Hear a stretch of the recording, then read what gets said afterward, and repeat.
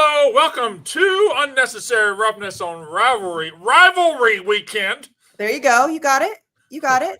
It's Rivalry Saturday, right after the Iron Bowl, right after SMU tries a game-tying field goal that is left wanting. We have a passel full of, we have a sack full of college football for you. We got all kind of college football. We got my team losing in humiliating fashion. We got Texas A&M losing. We got LSU losing. We got UCLA losing. We got everybody losing. Did LSU really lose? Did LSU really lose? Winner, we'll get there. Our one winner is stuck on a tarmac in Detroit, Michigan, trying to get back from his win. He's been on a plane for 3 hours and hasn't taken off yet. So our one winner, our Ohio State guy, not here yet. He's hoping to get here by the end. But he is absolutely fat and stuck and happy somewhere in Detroit, Michigan.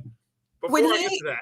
When he said that he was just going to jump off the plane and just do it right at the gate because, like, he knows how empty the airport would be, I'm like, you only can do that if you're a winner. If you're a loser, you're not offering up that information. You're just getting in the cab and going home. You're a winner. You're just like, I don't know. I guess I'll just go sit outside fucking B-17 and tune in.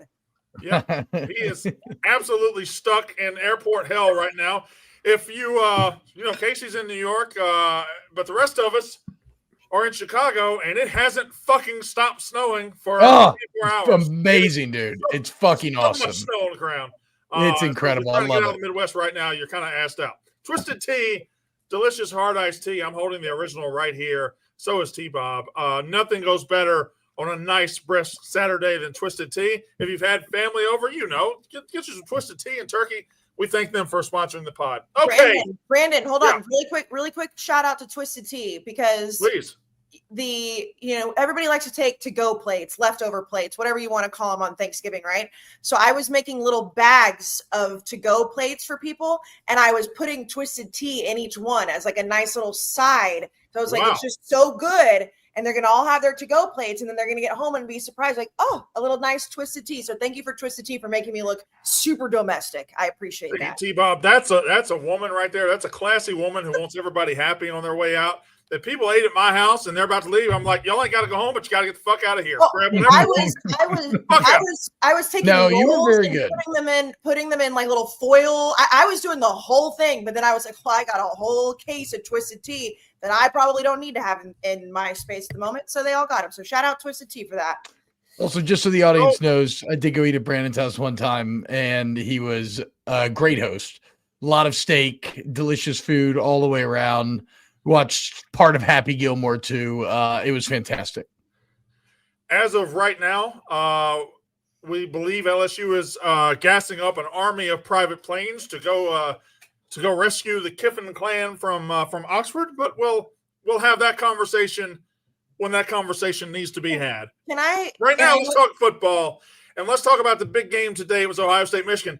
Kayce's going to have her moment in the sun in a minute, guys. I'm going to have my moment in the sun. I can promise you that. So if you're in the chat being like, oh, wow, how come they have – we're going to get to all of it. We're going to get to all of it. But I wouldn't mind being Kayce right now. Like, her team proved to be a fraud. They lost in humiliating fashion. And guess what? They take 3 weeks off, and they got a fucking home playoff game. Probably sounds pretty fucking nice. Anyway, Kayce. Hold on. Can I say something really quick? That this is – and I'll have my moment in the sun. We'll get there. I thank baby Jesus so much that we did not go live last night. It would have been a whole different vibe. It would have been there. There was a lot of emotions. So I just will say that as much as I hated playing on Black Friday, thank God we weren't live last night. I would just like to say that out loud. Let me own that one too. Because she's saying she would have hated it, but she would have done it. The decision to not go live last night was I kind of made that early in the week. I said we're not going live on Friday night. I did not want to dime you out on social media because it doesn't really matter what people think, to be honest. But I very much wanted to say, just so everyone's clear, I was totally willing to go live both Friday and Saturday. That was a Brandon Walker call. And for Brandon, I thank you for that because it would have I think I might have gotten fired last night if I was on this podcast. So before we get to the games today, I gotta talk to some guys in chat because they're really owning me right now. Some LSU fans are pointing out that I might have been wrong about Lane Kiffin staying at Ole Miss, and he might be going to LSU. And golly gee shucks, I just They don't get it, Brandon. They don't know your game. They don't know Brandon Bitts, Liam. I look at that. Brandon, you're so wrong. Gosh, darn it. To heck. Brandon, heck. you really are the worst. You really are the worst. Dang it. You know, you did this with your cute little dynamic duo bullshit, to which I called you Brandon Bitts on the college football show. Listen, the fact that people haven't picked up the fact that people haven't picked up on your shtick with this yet is absurd. I mean, this bit was so obvious you could have bought it at Walmart for like on Black Friday on sale. It was even like looking through the comments on your Instagram, whether it was this one or your dynamic duo take, whatever, and it was like, are you people brain dead? Like truly, like how have you not figured this out yet? Well, let's start with something positive, shall we? Let's start with the Ohio State Buckeyes and some exercising of demons earlier today for I hate that everybody says it's been 6 years since they beat Michigan. Yeah, it has. But the COVID thing, 4 straight years. 4 straight years they lost. 4 straight games. They came up lame in this game. They got exposed. Last year they had one of the most horrific losses you'll ever see. Since that very moment, we've seen a new Ryan Day, a different Ryan Day, a different Ohio State. And T-Bob, today was about going out on the field, taking everything from the last 365 days and putting it towards rectifying this rivalry in the way they saw fit. And that's exactly what Ohio State did, T-Bob.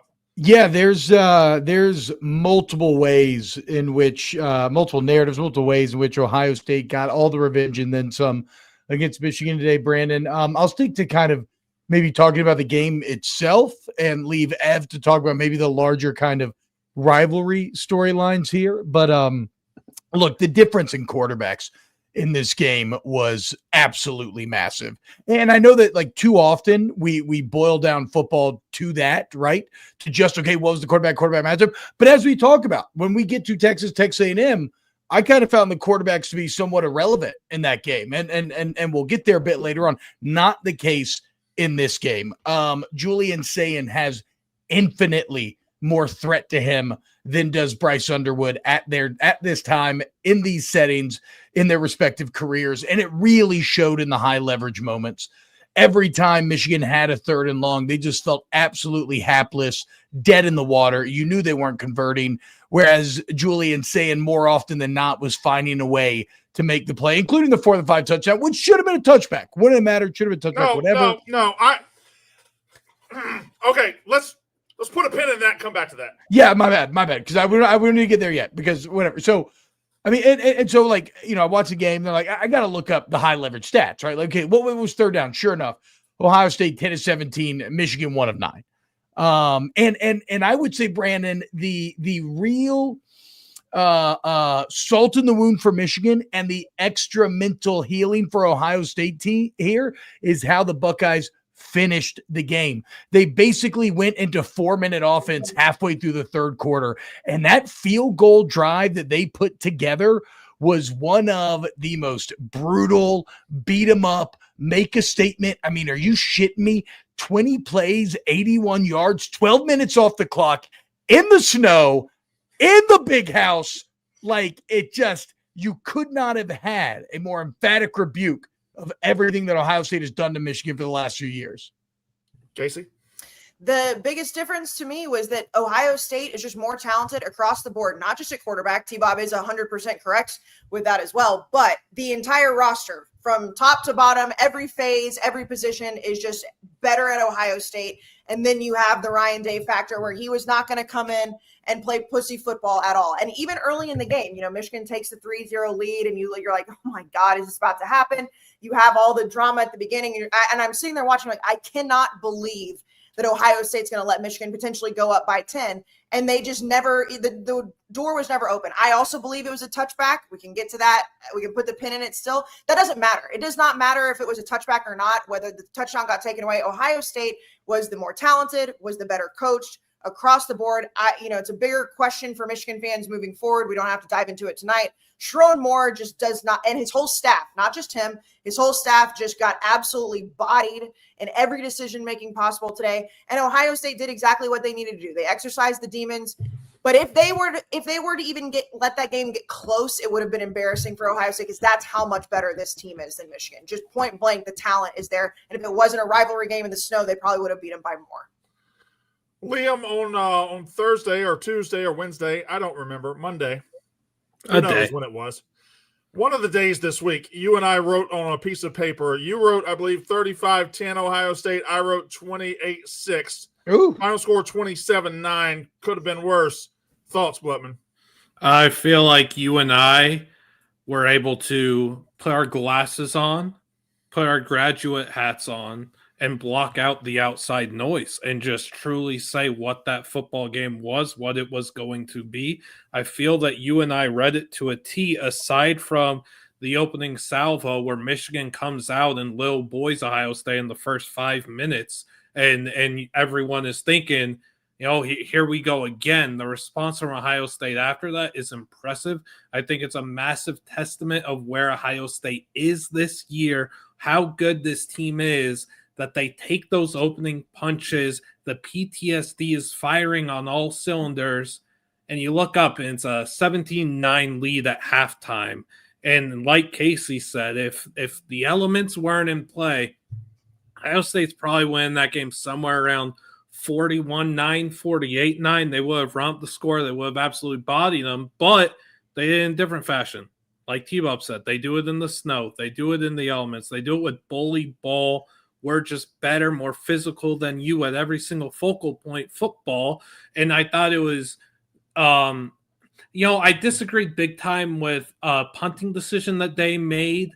And then at the end of the game, he goes, and the 4th and 1, 4th and 2 was a big time moment for Ryan Day, where they opt to go for it at midfield, just run the ball up the middle and pick up the first down. And I can't even imagine how that must have felt for him. Cathartic. Because that's what he wanted to do last year. That's what he tried so hard to do. And you're right. That had to feel like an out of body experience for him. On Michigan's side, very quickly on Michigan's side, I don't think there was a team that was more what we thought they were all season. A team that was going to win 9 games and never look impressive. A team that was going to 9-win games, never pass a single test. A team that was going to win 9 games and their coach should be completely on the hot seat. Like that was Michigan. Their quarterback never progressed. I mean, he did progress a little bit, but when a teeny little bit, yes, but just a little bit. You're right, but not much. There were moments where he did, but I agree with you, Liam. If you look at the Oklahoma game, whatever week that was, week 2 to today, there wasn't a whole lot of progression in general from that offense. No, there was the 3rd and 8 play call on, I believe, the first series where they run. They basically, you know what I'm talking about, T-Bob, where they basically just run the little spin in a circle and throw that to fly all the time. They've ran that play 7,000 times. I watched on Wub, trying to pick out plays for the film room. Say everything was predetermined for Bryce Underwood this season. We talked about it all year long. Everything from play call. So,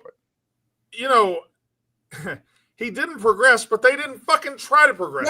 Right. I don't think it's his fault. They're not coaching the kid. They paid $12 million and wasted a year of this kid. They're not trying to progress him. I don't think it's an indication of Bryce Underwood's talent by any stretch of the imagination. There was just no progression of the offense in general, the scheme, what they were allowing him to do. And even throughout the season, when we'd see him let him go a little bit, then you're like, okay, see, Bryce has the talent. We know it's there. And it just seems like the coaching staff, and again, I can't just blame Sharon Moore, whoever it may be, the coordinators, whatever.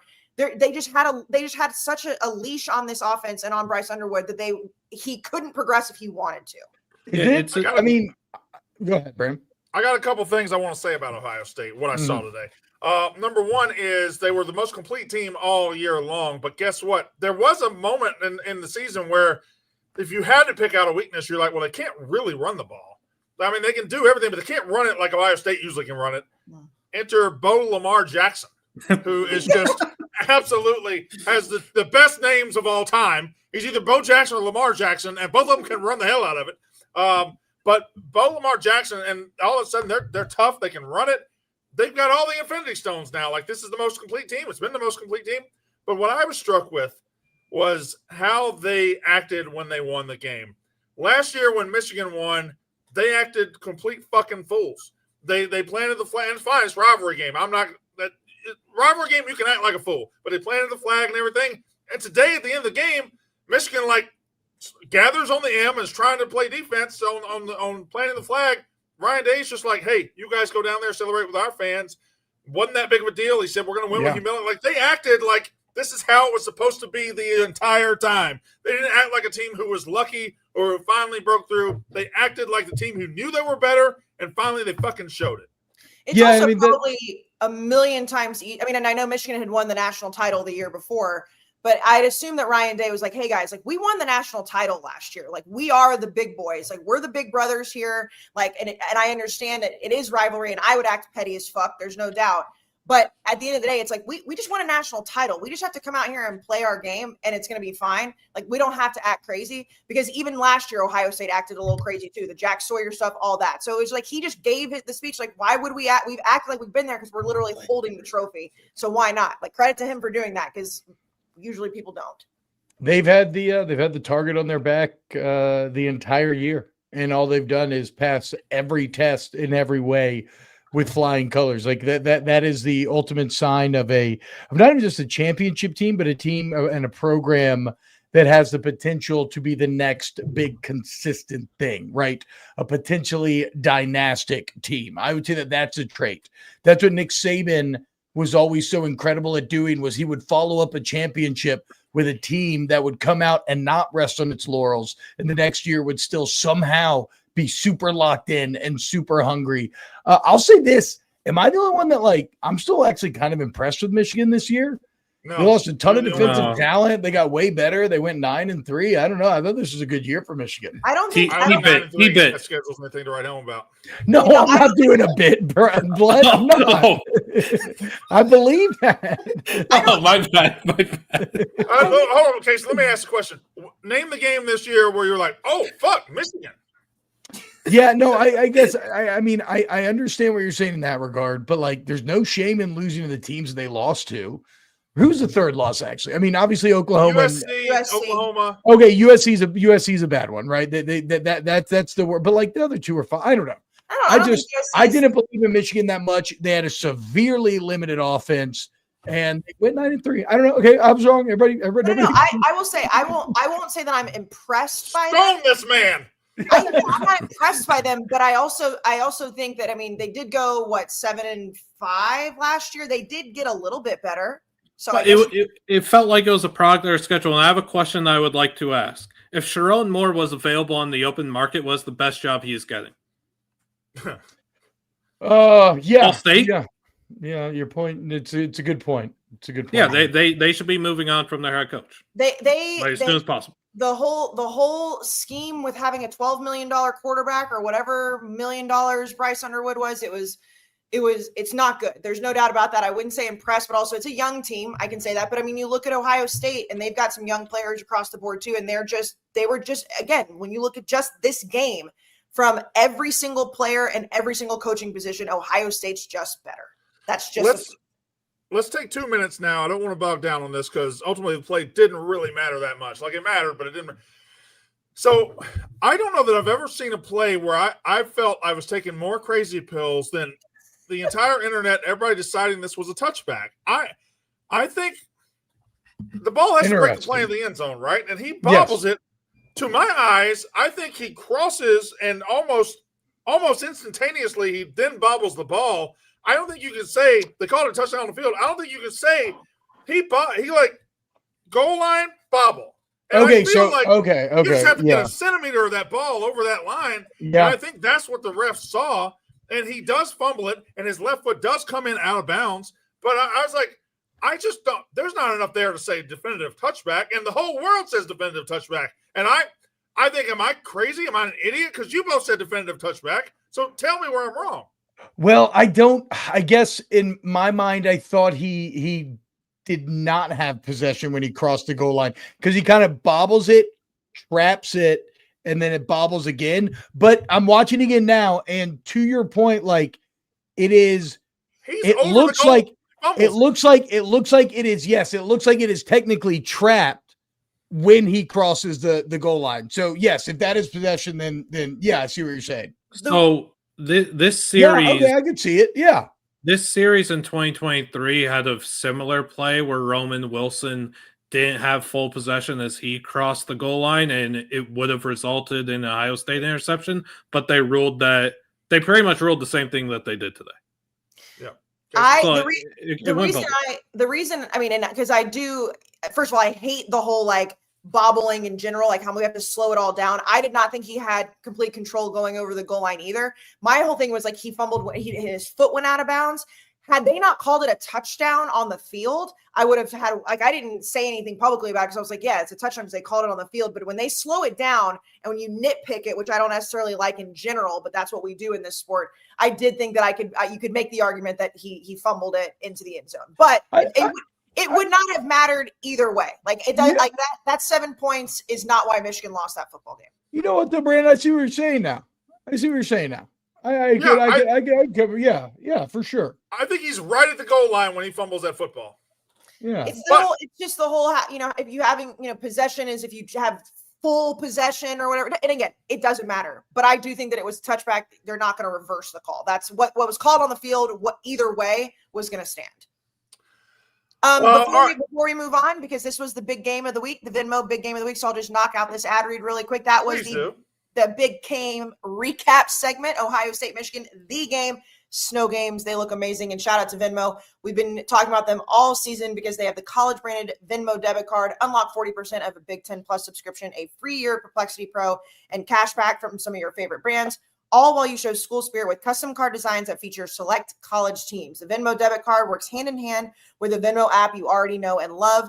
You get paid back for dinner. We know this. We know how Venmo works. It all goes to the app. Now you'll have a physical card that you can also add to your mobile wallet. As soon as you sign up, you can pay online and in stores right from your phone. So that Venmo balance coming up on the holidays, people are going to be paying you back for different things. Go buy a holiday gift. Go buy a Christmas gift. Buy your mom a Christmas gift with your Venmo, okay? Score more with the Venmo debit card and access fan rewards from the Big 10 Plus and Perplexity Pro. Sign up at venmo.com/collegecard today. No monthly fee, no minimum balance, max cashback varies. Terms apply. The Venmo MasterCard is issued by the Bancorp Bank N.A. Shout out the game. Oh, God. I'm I'm so nervous about the Brandon Walker guarantee not coming. I got to get my mind off that. I'm so nervous about waking up tomorrow. You really are. If I wake up tomorrow and Lane Kiffin's no longer the coach at Ole Miss, I'm going to look so silly. Can we just wrap the Michigan Ohio State game up with one thing? Oh, you're going to look bad, Brandon. It's going to be embarrassing. Oh, I mean, you said multiple times on national television that he was going to stay in Oxford. I know. Deal with it now. Because it's happening. He's coming to Baton Rouge. So you got to go ahead and get your shame out. You really are. I'm in Italy. All right. Where's freezing cold takes when you need him? I hope you end up there. Oh, that cocksucker's always hanging around me. Go ahead. Ohio State's Caden Curry saying the way to stop Bryce Underwood was making him play quarterback. That's mean. Yeah. That's a tough one to swallow if you're Michigan. Yeah. All right. Again, though, it's the coaching staff, but we can Michigan to a future us problem. So I would always say this though. Like, it is the staff, but also the staff sees shit in practice. If Bryce Underwood's out there making incredible reads, tearing up the defense, finding holes in the zone, like, they would feel a bit more empowered to open up that playbook a bit more. I'm not saying it's all one or the other, but like, I hate to be. It's not just the coaches. It's not just the coaches. No, but I do think that they put a governor on a golf cart on a kid that they shouldn't have all season and if there was going to be a staff that was going to do it, no offense, it was probably this staff because we know that Sharon Moore would not be the head coach of Michigan had Harbaugh not had to leave. We know this. All right. Well, there's other rivalry games, including one last night that happened in Austin, Texas, where Texas A&M comes in 11-0 and leaves 11-1. They lose to the Texas Longhorns for the second straight year. Kayce, take it away. It fucking blows, okay? And I again, 24 hours, you sleep on it, you feel awful about it. I'm going to get this out of the way. Like, I'm not going to sit here and cry about it. I wouldn't have cried about it last night. We're still going to probably be hosting a playoff game. Obviously, that game, Texas was the better team last night. Do I think Texas is the better team 10 out of 10 times? No, but they were. And, Arch was able to do things against the defense that we haven't seen all year. Marcel threw multiple interceptions at the end of the game that could have saved it. The kicking game is terrible at times, but at the end of the day, I mean, you never want to lose to your rival. It fucking sucks. And there's no doubt about it. I will say, I think and Brandon, you were very classy. You and I were texting back and forth, like as friends. I think like the dancing on A&M's grave too quickly when the playoffs are coming is strange. Like to be like, oh, we knew who they were all season. Like that seems odd to me. Like it was, a 10-point rivalry game against a Texas team that looked pretty damn good. But at the end of the day, it sucks. Like I'm not going to sugarcoat it. We had no business winning the game the way we played last night. It is the culmination of one of the more bizarre SEC schedules I've ever seen, and it's just a weird happenstance that happened because listen, there's a lot of teams who lost in Austin last night, but A&M being 7-0 against the bottom 7 teams in the SEC is just so fucking freaky and weird and silly that it can only happen in this era. Listen, I don't know that I know that I didn't believe in A&M. My opinion of A&M isn't changed after that game. They're going to be 11-1. They're going to the playoff. They're probably going to win a playoff game. Like, this is still a solid, good team. I don't think it's the national title contender that they look like for several weeks. I think it's more like a really good playoff team that ultimately isn't Georgia, Ohio State, or Indiana. And that's where I felt going in. That's what I feel now. And that's what it is. T-Bob, what you see? So this game was entirely about the Texas defensive game plan and their ability to execute on said game plan. And I feel a bit bad saying this because I've been a big Marcel Reed champion. But Kayce, you just mentioned the line, or Liam, you mentioned the line. Force Bryce Underwood to play quarterback, and that's how you beat him. And that's what Texas did to Marcel Reed. So I went back and I actually watched like the all 22 here because I was little, I'm cooking, whatever. Like I kind of didn't get the lock into this game like I wanted to. And Texas almost never brought more than 4. They rushed 3 and 4 and dropped into zone coverage throughout the entirety of the night. And it just completely freaked out Marcel Reed. And also it's a credit to that Texas defensive line, because they were able to maintain very disciplined pass rush lane so that even when Reed tried to scramble, he couldn't really get anything going. It's a credit to the speed of the secondary that, again, when he would try to scramble, that guys were able to make up the ground and get there and stop him from it. But yeah, they were just and again, the defensive line was managing to still get pressures up, but it was like simulated blitzes, never committing more than 4. I think it maybe counted a couple times in which they brought more than that. And it just completely shut down Marcel Reed. And they were very okay with giving up the underneath stuff. If you want to go to a check down, you want to hit a little crosser over the middle, that's fine. We're going to force you to make those plays for the entirety of a drive if you want to win the game. Now, what should A&M been able to do? They should have been able to run the ball. They couldn't. It was the first game that you really noticed the absence of Le'Veon Moss, because he's been out all season for the most part. I mean, or at least the last half of the season. And it was the first game that you look and you're like, okay, like EJ Smith and these other guys, they can get it done. But if they can't run the ball the way that they can with Le'Veon Moss, it's going to be a problem. I do disagree a little bit with Marcel, only because and I know it's an eye-rolling thing to say. And if we weren't going to the playoff, I would feel probably a little bit differently. I do think he was hurt. I do think he wasn't able to scramble the way he would have been able to had he not gone down the way that he did. They never officially announced what it was, but I'm going to say he went into that tent and got shot up with some stuff is my guess, my educated guess. But he wasn't 100% healthy. That's not why A&M lost the football game. That is absolutely not why. And that is why keeping him off of his feet next week is a silver lining. Do I want to go play at an SEC championship game? Of course. Getting Marcel Reed a week off of whatever happened to him last night and getting these boys rest going into the playoff. That's why, even as pissed off as I was last night, I'm not going to spiral, because when Marcel Reed plays at the top of his game, and yes, Texas has one of the best defenses in the country talent-wise, like, he's very good. He was not 100% healthy last night. You could see that when he wanted to scramble, he couldn't. I don't think his injury would have made a difference, but I also don't think that many of the playoff teams have the talent on defense that Texas does, and like they won't be able to execute the same game plan.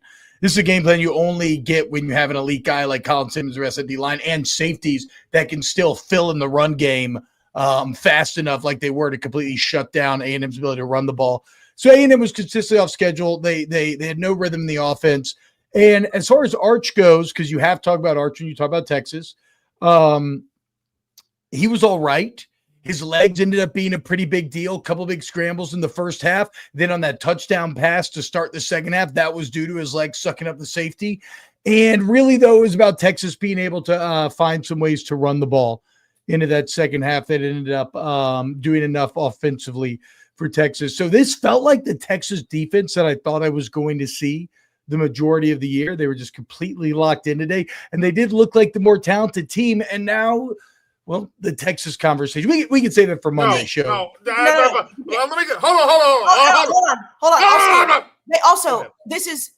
They probably are the more talented team across the board. They were the number one team going into the season. Like, that's another whole storyline with all these Texas fans that are like, oh, like, you're begging to the college football playoff committee. You're begging them to give you a spot, and you were the number one team going into the year. Don't fucking lose to Florida. All right, we're going to have that conversation after Liam gets his say on this game. T-Bob, it's teed up, and I'm coming back in a second. Liam. Yeah, I think one of the stories of the game, if not the story of the game, was Texas's offensive line led by Trevor Gooseby locking down, for the most part, Texas A&M's lethal pass rush. Cassius Howell was not able to be a game wrecker. Texas A&M's the best part of that team is their front four, is the pressure that they bring in the pass game.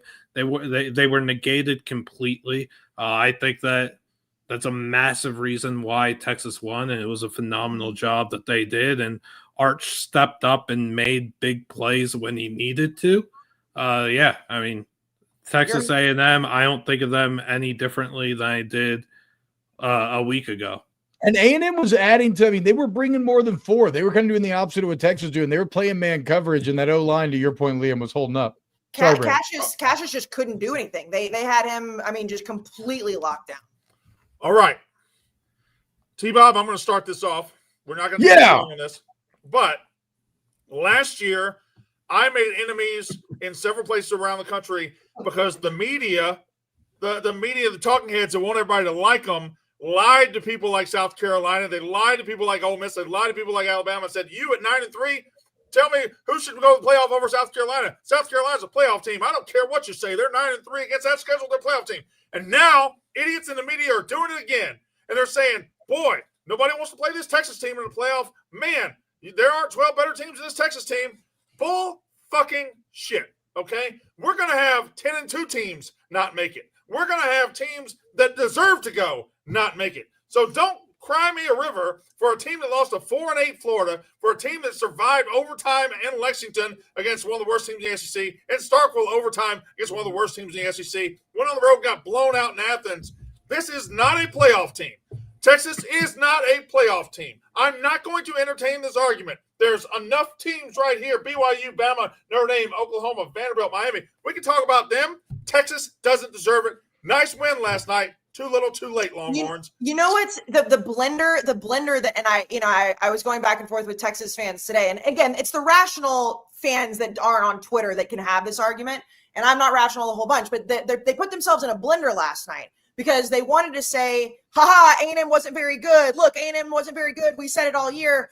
But beating A&M should boost our playoff resume. So look, playoff committee, we beat number 3 A&M. Look what we did. And it's like, well, you can't have both. So it's one or the other. Either A&M wasn't that good, or it was a good enough win for you to have 3 losses because you scheduled Ohio State in non-conference. Like, you can't have both. And Sark doing his whole, and I know all coaches do it. Lane did it last year. And it's just perfect, just absolute poetry that it's always Florida.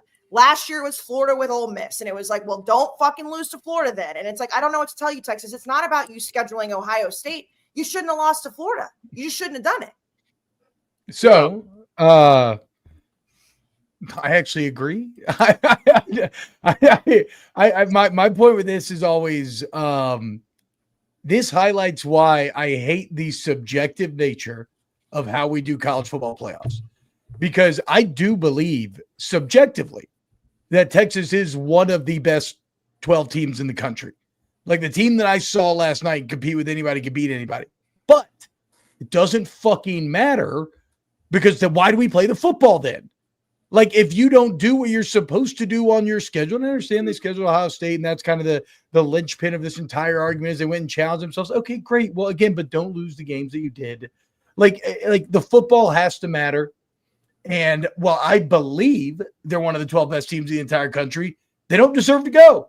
They didn't earn it. They didn't take care of what they needed to. So, yeah, I agree with y'all. I just think it highlights, again, how fucking stupid it is, how subjectively we treat the playoffs in this sport. One last thing on this game and we can move on. This is the credit to the bigger conversation, and Urban was talking about it today with Ohio State, Michigan, and Dave and the whole song and dance, whatever rivalry game it may be. Like, this is like that game broke me as a college football fan. I was an absolute disaster of a human. I hate that it happened, and it's going to be okay.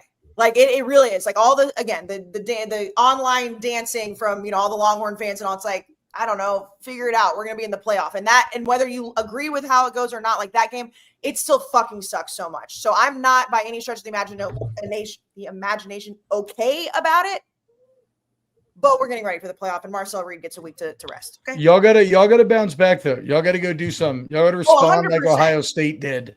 Otherwise, the fraud accusations will be all over the place. I don't necessarily know if I agree that we need to go win a national title to say the fraud. No, you need to win a playoff game, though. I would agree with that, yes, because if you go in and you get embarrassed in the first round, yes. Ohio State also losing to 7-5 Michigan or whatever last year was a little different because Ohio State was already up there. But that is why there are silver linings to not making. Are you getting that Boggs comment, Brandon? Do you see that one? That discourages games like OSU, Texas. So when those weeks suck, we got to remember shutting the door on Texas now. No, because they're not in because they lost to Ohio State. They're getting not in because they lost to Florida and because they looked like shit against a team like Kentucky that just lost by 41 to Louisville today. They also got their doors blown off by Georgia. Yeah. Let's be honest. Let's call a spade here. They're not in because they weren't as good as they were last night all year. Yes. For them. They got better throughout the year.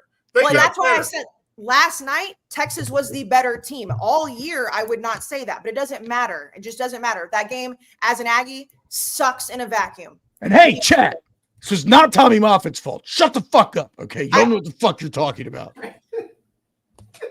Brandon's going to kill somebody. Can I say something really quick? Just me and T-Bob are talking for a second. T-Bob, what happened at the halftime adjustments though? Where was Tommy Moffitt then? So I'm not gonna lie, I know I tweeted it, but for some reason the chair slam was awkward. Brandon, did you agree? Was the chair slam awkward? Yes. Right, Liam. Like it didn't have the same juice. It was like I saw it, and I was literally like, oh fuck, dude. Something was off. It was a tight butthole chair slam. Something was off. You're gonna bounce back. Kayce. Read an ad. DraftKings, okay? DraftKings. We love DraftKings. Wait till I talk about Jeff Landry. The chase for the championship is on. Conference titles, they're coming up. Obviously, the playoffs start, and I believe it's 3 weeks from today because I've been making some travel plans. Everything's on the line. A single loss in November can end it all, and no one gets closer to the college football action than the DraftKings Sportsbook. From live in-game betting to late-season odd boosts, DraftKings Sportsbook keeps you in the game from kickoff to the final whistle. Whether you're backing your team's postseason push or making moves in the momentum shifts, the game is always in your hands. I'd assume, Liam, that the Heisman odds are very favorable to Julian Sayin at the moment, correct? Mendoza's the leader at plus 130, Sayin's plus 150, Diego's plus 400. Jeremiah Love has dropped to 800. He has not played all game. Or sorry, he has played today, but he's been in and out hurt. Well, I think did he just score a touchdown? I don't know. Nope, that was Jarian Price. Anyways, so the Big Ten championship, as we predicted, will probably be the Heisman moment for those guys. So go on to DraftKings, place your bets. Only a few Saturdays left. We literally have one. Every game, every play, every bet counts. Download the DraftKings Sportsbook app. Use promo code ROUGH. That's ROUGH, ROUGH, to turn $5 into $200 in bonus bets if your bet wins. Of course, we've got NFL, the Barstool game of the week tomorrow. I don't necessarily know what it is right off the top of my head, but that's there. Make sure you jump into that as well. In partnership with DraftKings, the crown is yours. Shout out to Marty Smith, who's in hell right now. The memes of him Stuck in Oxford. what's the meme of like the fast food worker where she's like bent over and she got the Popeyes worker. I saw somebody tweet that and I was like, there's never been a more perfect meme for a moment. I want to hand out some flowers now. Well, first of all, let me eat one too. Thank you, Brandon. Let me hand out some flowers in just a second after I talk about the egg poll. There's something very cathartic about just getting your fucking ass whipped. Like it was, they were just so much better than us in every phase of the game. We did show a little promise with the freshman quarterback, but we got a lot to work on. They're a much better program than us right now. Ole Miss is, of course, their program might be leaving tomorrow, so that tomorrow has high potential for the biggest Brandon Walker being a punk bitch day of all time. Tomorrow, you know how they told us the conditions were favorable for a lot of snow, T-Bob? Tomorrow, the forecast is Brandon Walker being just a big-ass bitch. Anyway, they kicked our ass. They just destroyed us. Nothing to say. They stuck it right down our throats, and it was classic Lane. They made up the fake story about Mississippi State fans stealing the jersey when it was obviously the locker room was open. Anyway, they made up that fake story. Then Ole Miss starts a fight, and Lane's on the microphone being like, "Oh, well, we don't start fights around here. Well, we can see it. It's televised." Anyway, Liam, Brandon, as a wrestling expert, I feel like you have specific, like you have a lifetime of skills watching wrestling to know when it's a work and when it's a shoot. And that was clearly a bit that Ole Miss did with the jersey. Wasn't it, yes. Liam, you're perpetually online far more than us. Correct me if I'm wrong. Didn't they find out it was like a Southern Miss student or something? Yeah, which could have been employed and hired as a hitman by the Ole Miss staff. But it was for sure not a Mississippi an Ole Miss. Yeah, they said it was a Southern Miss student. Yeah, there's a plan. No, I didn't know if it was an Ole hired Miss by who, funded by who. There was also Chase the money. The door was just open. Very odd. Very odd. Yeah, it was fake. It was all bullshit. I know. You know it was not fake. Everything about it was fake. They're liars. You know, anyway. It was not fake, but was very funny was the whole hoe interaction with the reporter.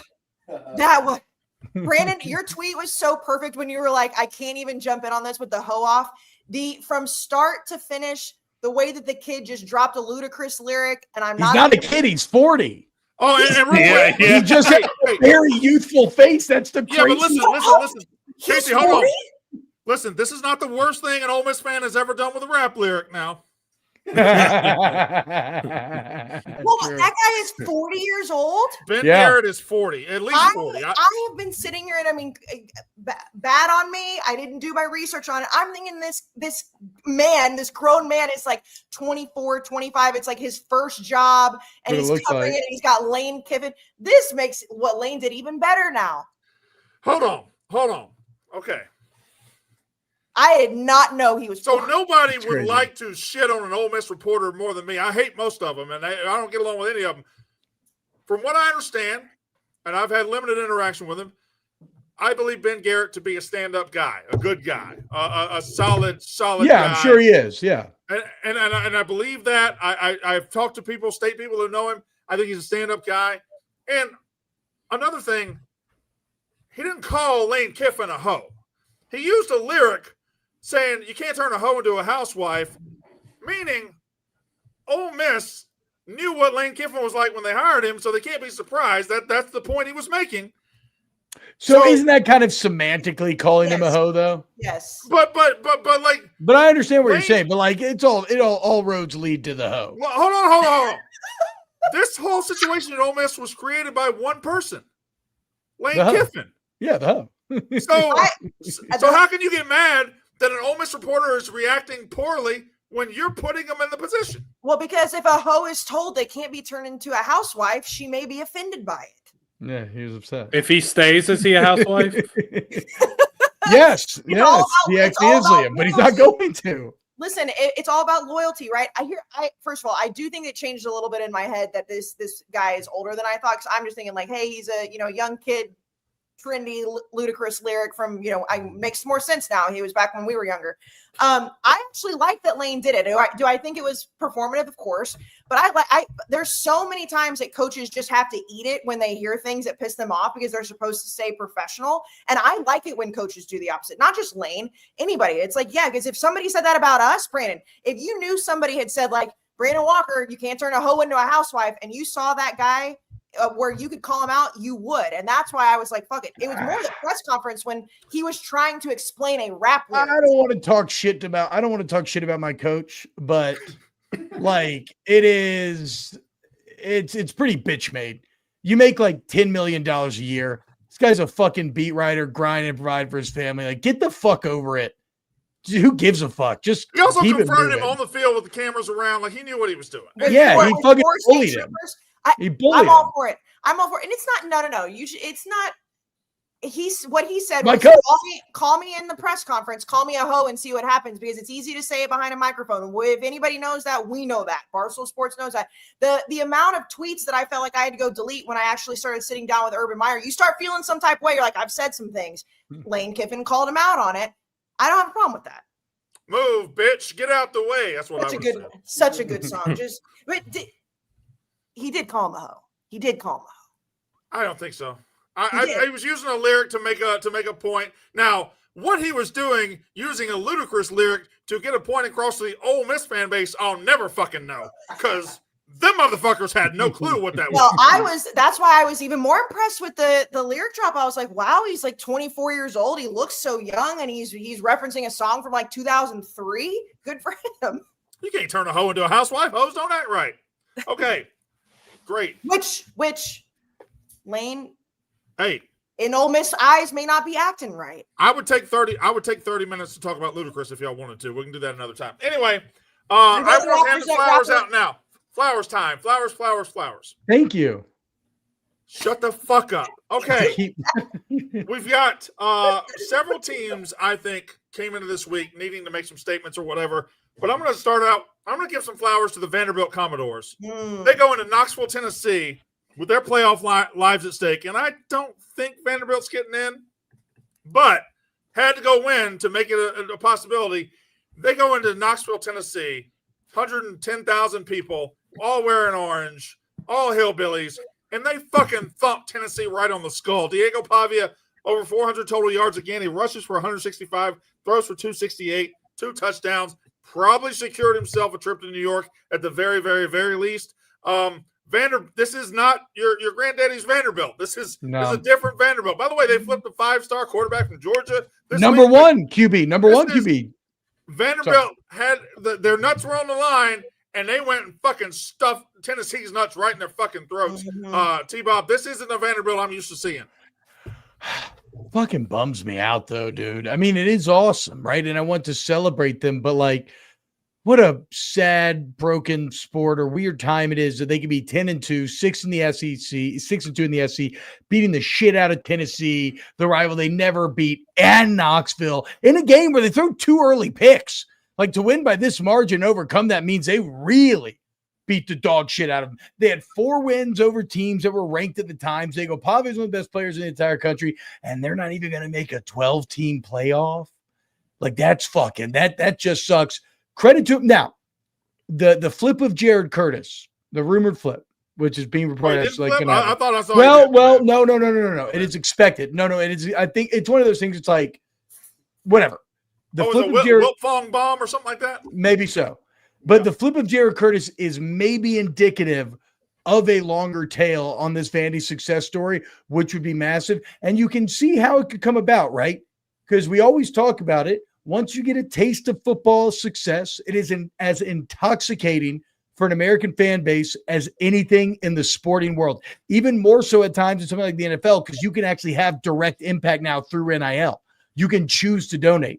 They're in Nashville, a city which has gone through a complete boom and continues to boom right now. All the celebrities are moving there. Diego Pavia is chilling with Theo Vaughn every game and the bus and blah, blah, blah. So, like, Clark Lee, through Diego Pavia, may have made Vandy cool and may be able to make them consistently good. Maybe not like 10-2 good every year, but maybe they're not just going to go back to being the doormat of the SEC now. That's Kentucky's job. Mark Poops. True. Sucks. And among others. Yeah, I thought Vanderbilt was very impressive. Another flowers. How about the Miami Hurricanes getting a little flowers? They go down. They win 38-7 over Pitt. And I really bring this up because I know Liam Blutman is ready to talk about this guy, Malachi Tony. Yeah. How I word this, if there was a hypothetical world where he's catching passes from Lenoris Sellers next year, I'd probably advise him to transfer and go elsewhere. Because I want to bet this guy win the Heisman. I think he's that good, that special of a player. Malachi Tony, baby Jesus. He makes 2, 3, 4, 5, 6, 7 plays a game that your jaw just drops in awe. He's true freshman, started year 17 years old. One of the very best players to watch in football this season. Had a joy watching him today. He's a game-breaking talent, and we talked about guys that we want to see in the 12-team playoff. I want to see this guy in the 12-team playoff very, very badly. I'm going to give a lot of credit to Miami's defense for stepping up and just wreaking havoc on Heintschel & Co. all game long. They did a terrific job. That's the most hungry Miami's looked all season.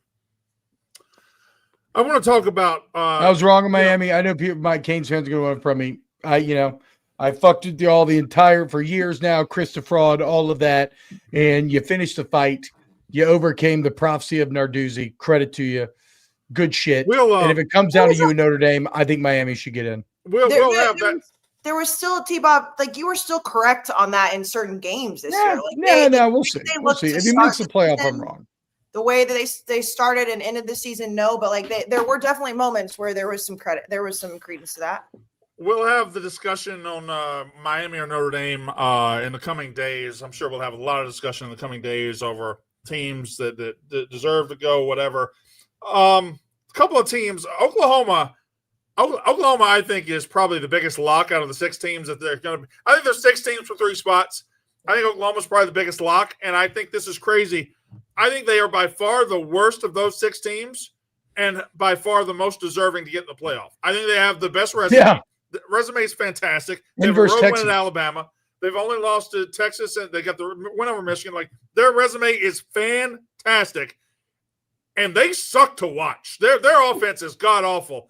They're going to win. They're going to lose a playoff game 16-9. It's going to be the ugliest thing you've ever seen. They deserve to go. God damn it, they're bad to watch, T-Bob.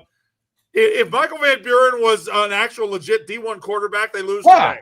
Hey, don't talk about my guy MVP like that. Fuck him. He wants to go take the money. Let him go ride in Baton Rouge. Fucking loser. You could have ran that touchdown in on the interception he threw on that. Or you know what I'm talking about, Brian? Yeah. You could have thrown a touchdown at interception at 3 different people on that play. That I mean, just run it, bro. God damn it. Brandon literally scores there. Yeah, I mean, you're talking about Oklahoma offense, bro. LSU's offense. What the fuck? That thing is a fucking it's abhorrent. It's an offense to God and nature. I felt like I was watching someone sacrifice a child for like a snuff film. I'm sorry, you're right. Okay. Oklahoma's offense is not very good, but like I said earlier in the show, I'm a firm believer the football has to matter, okay? And Oklahoma went on the road to Tennessee, on the road to Bama, they won all the games. So put them in. I don't give a fuck. And the defense is championship good. And in tournament settings, defense reigns supreme generally, right? So it makes them friskier maybe than they should be. I don't expect Mateer to throw 3 picks. Like, he'll probably be better than he was today. Yeah, he's bad. But the defense is awesome. What? Maybe Dr. Shin wasn't as great as we thought. Should have gone Dr. Hand. I should have gone Dr. Hand. Did he have his hand blown off in a smelting accident? Like he had a normal injury, but at this point he'd be healthy. Listen, I'm just saying that at some point there was some witch doctor shit. Maybe it wasn't as witch doctory as we thought it was. That's all I'm saying. The Infinity Stones of overmentioned people. I won't talk to one person in the chat. Jacob Thompson, who keeps saying Texas beat Oklahoma, Texas beat Vanderbilt, Texas beat this. You lost to 4-8 Florida. You lost 3 times. You had a chance to go to the playoff, and you blew it because you weren't a very good team. You went to overtime with Kentucky, overtime with Mississippi State. You weren't that good all year long. You have some nice wins. You have the worst loss of any playoff contender outside of Florida State and Alabama. You lost to 4-8 Florida. You lost to 4-8 Florida. Take that Texas whiny bullshit back to fucking Austin. You fucking idiot. Get the fuck out of here. You're not going to playoff. It's a 12-team playoff, not a 19-team playoff. You whiny fucking bitches from Texas. Yeah, and Oklahoma lost to Texas and Ole Miss and has all the good wins. Not just like respectable losses, but the good wins. Oklahoma Texas needs to be in. Fucking morons. See, you got in with the easiest schedule in the world last year, and now you act like we all have to bend over for mighty Texas. Okay? You lost to Billy Napier. You shouldn't have a program anymore. You lost to Billy Napier. Punk ass Badly. bitches. Go, All right. hey, You almost lost to Mark that. Poop. You should have lost to Mark Poop.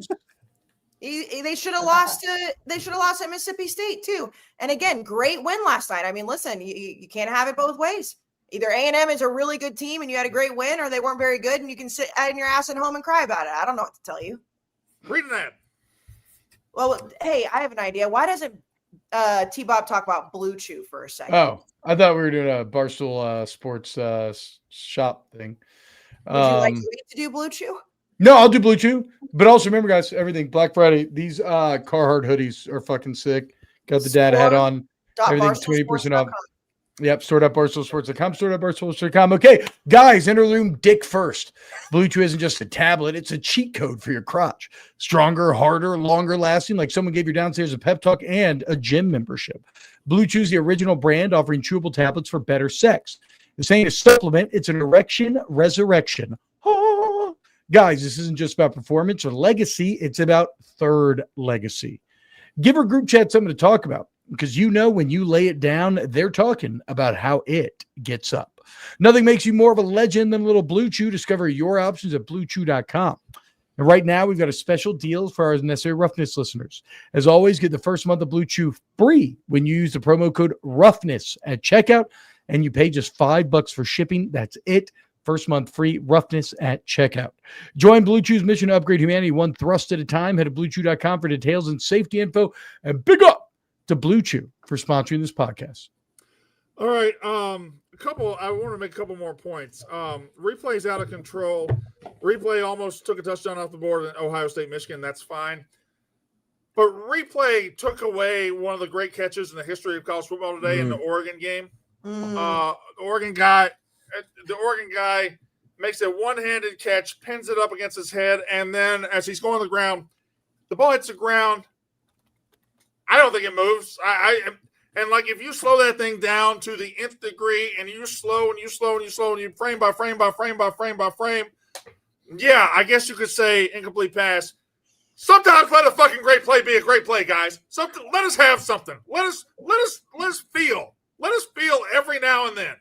It's what I said when we talked about the touchback in Michigan, Ohio State. It's like this slowing down to where it's literally like frame by frame, which we've now gotten conditioned to is normal. I hate that. Like I hate it. Like let's just like use your eyeballs, let it be. Like let it be what it looked like. And yeah, we can nitpick everything, but just let it be.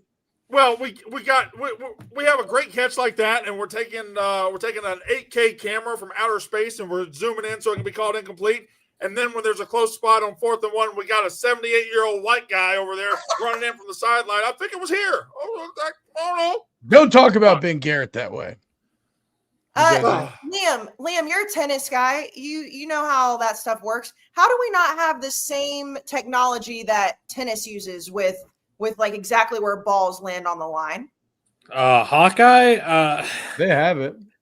Yeah, they have. I mean, the NFL's basically using it this year. Like, how badass would that be if it's like, because after every single shot in tennis, you can see it down to the inch of where that ball is. Like, yeah, we can see the tip of the football over the first down line. How do we not have it? Fuck that, dude. Fuck that. Well, maybe it's because like you have to know when the knee hits, but like, I don't know. Fuck it. I like humans. I like the 78-year-old white guy. I like fucking Angel Hernandez.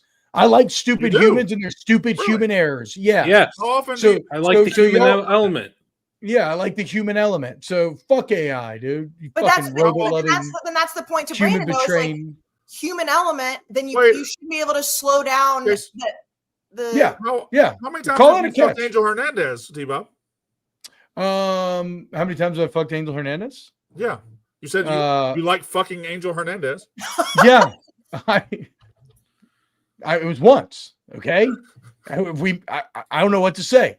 I met him at a bar. He had incredible stories. You ever talk to a major league ump? They got stories for fucking days. Oh my God. Brandon. You know what? If you were like stuck in a bar in an airport and if you had to rank guys to be stuck next to for 2 hours, or at a Chili's in the Chicago airport for 4 hours with T-Bob, if you had to rank guys, a major league umpire might be way up there. All right. Dude, that'd be incredible. Yeah, sorry. I'd like to this coaching carousel. And I don't want to get into semantics because right now there's a whole lot, like DeBoer to Penn State. There's a lot of Lincoln Riley to Penn State. There's a lot of things, if you put your ear to the dark web, you hear a lot. Tomorrow might be crazy. But I'm just going to say this. Scott Strickland at Florida should be fired. Yeah. He came from Mississippi State. And he turned his back on us 10 years ago. He should be fired. Because Scott Strickland let this coaching search at Florida go long enough to where it seemed like they thought they had a shot at Lane Kiffin. And anybody with their ear to the ground in Baton Rouge or Oxford can tell you Florida never had a fucking chance. It was always, as soon as LSU came open, the second it came open, it was Oxford or Baton Rouge. And Scott Strickland has sat there with his dick in his hand for weeks and weeks and weeks. And now, listen, they might get John Summerall. That would be great. That'd be great. But, like, these ADs just be doing nothing. And it needs to get called out. Yeah. All right. Do you think that Florida fans, like, I mean, I know that they actually thought they were, like, where was their confidence meter truly? Because, like, I think it was high. It was like a 9.8 out of 10 in Gainesville. That's crazy. Because I don't know, from the outside looking in, and once LSU became available, to me, it was just so obvious it was a 2-horse race. Maybe I'm just in our bubble. I don't know.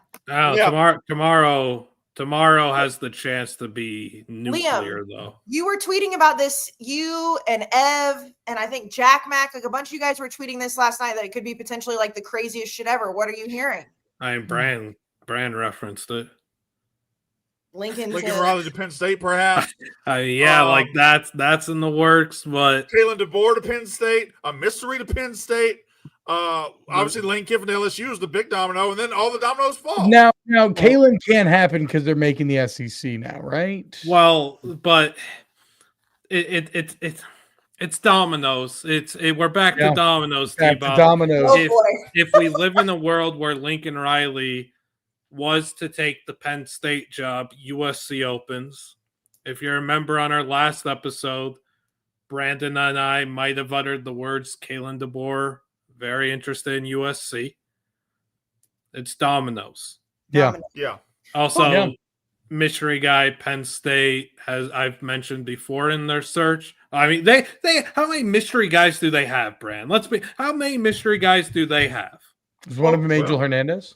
You know, secrets haven't always been good at Penn State. Yikes. Wait, Liam, what's the latest on the Bruins, UCLA? When the sun goes down, we'll be grooving when the sun goes down. Oh, okay. Yeah, tomorrow will be a good day. So tomorrow should be a really good day. Look at him. Don't blink. The calendar really fucks this up because T-Bob, you just mentioned it. Like, now that Alabama is going to be in the SEC championship because they beat Auburn, which, you know, whatever. It's like it does handcuff these guys. They were talking about it too. It's like, you know, guys like Kurt Cignetti, Mike Elko, you go down the list, like they made the commitments to their team knowing their team's gonna be in the playoff.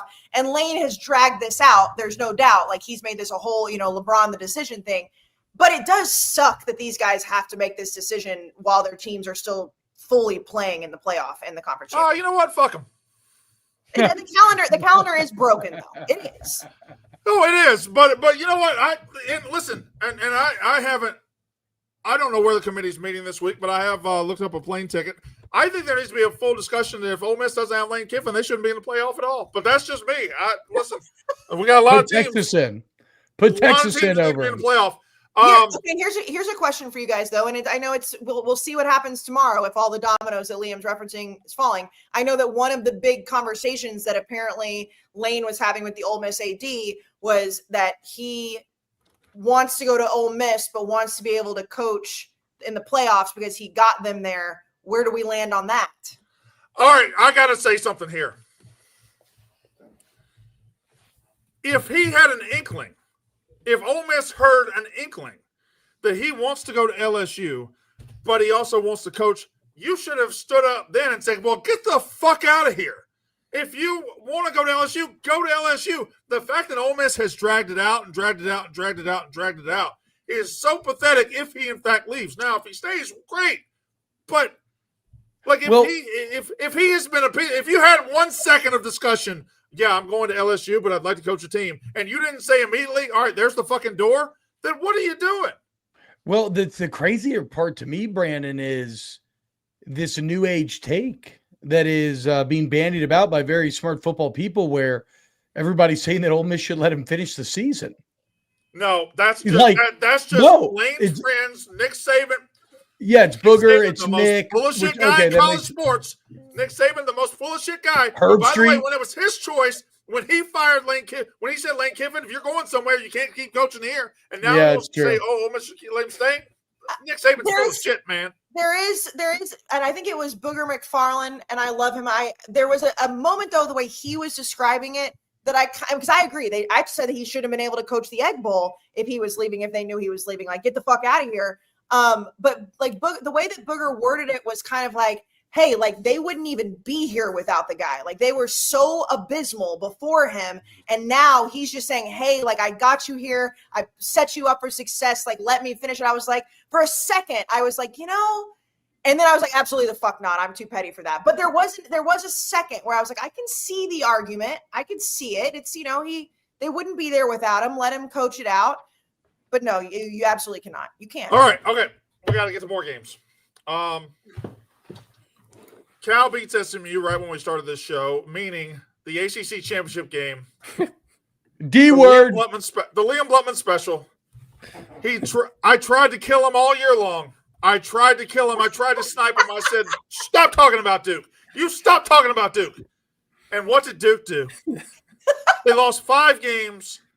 And they're going to the conference championship game to play the Virginia Cavaliers in what might go down as the worst Power 5 conference championship game in the history of college football.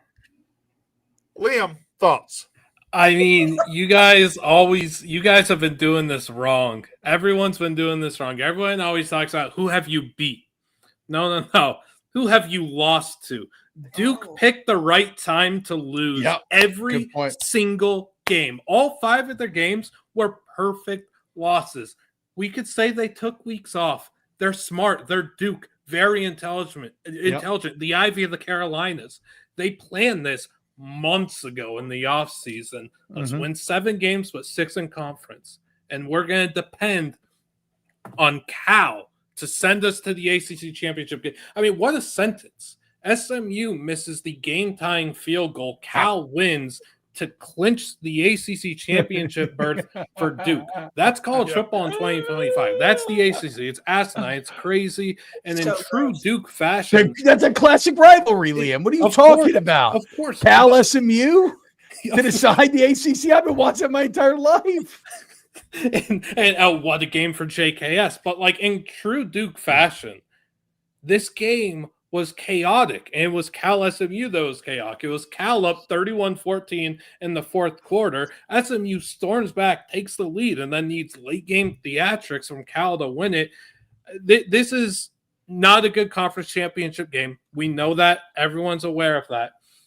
The juice that has been thrown out on Twitter to try and make an appeal to Duke playing in the ACC championship game is nonsense. The Nicole Auerbach tweet is horrific. We are not taking Duke out of the ACC championship game because you're unhappy that they're in there, just so we could appoint who you think the best team in the conference is. Yes, Miami is probably the best team in the ACC. They should have taken care of business. They should have made it to the ACC championship game. Like, imagine waking up on Tuesday and Duke finds out we can't play in the ACC championship because a bunch of people don't think we're good enough. No. This is the exact thing. The football has to matter. The football has to matter. We can't let fucking these subjective oligarchs and their thrones decide our fates. And I like Nicole a lot, but that's a dog shit take. Brandon, go ahead. Preposterous size bottle, Kayce Smith. Preposterous size. Let me see. That just absolute tank of a water bottle. I think also it's, like a child's color scheme. Well, yeah. Listen, I got suckered into it. I let my son pick the color. Okay. But by the way, no free ads. You guys aren't on the Awala game. I mean, this is a straw my right kids here. Have my kids have those. Focus. They're really My good. bad. They're the best. My bad. Yeah, it's a 45 ounce, I think, maybe 60. My bad. Sorry. Okay. We're gonna transition to who won the week, who lost the week, and shit list. Just did I miss anybody? Vandy Smokes Tennessee. Wait, did we talk about Duke? Did we talk about Duke? Louisville, Kentucky. We literally just fucking talked about. No, I know that was a bit. I was doing a T-bit. My bad. Okay, sorry. Wait. Bad. Oh wait, no, yeah. Sorry. I don't think we went into depth about the Iron Bowl. Oh yeah, Kayce, we did not. And listen, call. I thought Ohio State kind of thumped Michigan, and we had a couple close games, but the Iron Bowl really felt like it was on the cusp of. Like at any moment, it could just go fucking buck wild crazy. And Auburn showed a lot of heart fighting back. Now, I have heard just on Twitter that there's some momentum about DJ Durkin getting that job. Yeah. Crazy to me. And that would be one of the worst hires I could ever imagine in my entire life. But Auburn did People fight. Forget he also killed a kid. Give him credit for fighting.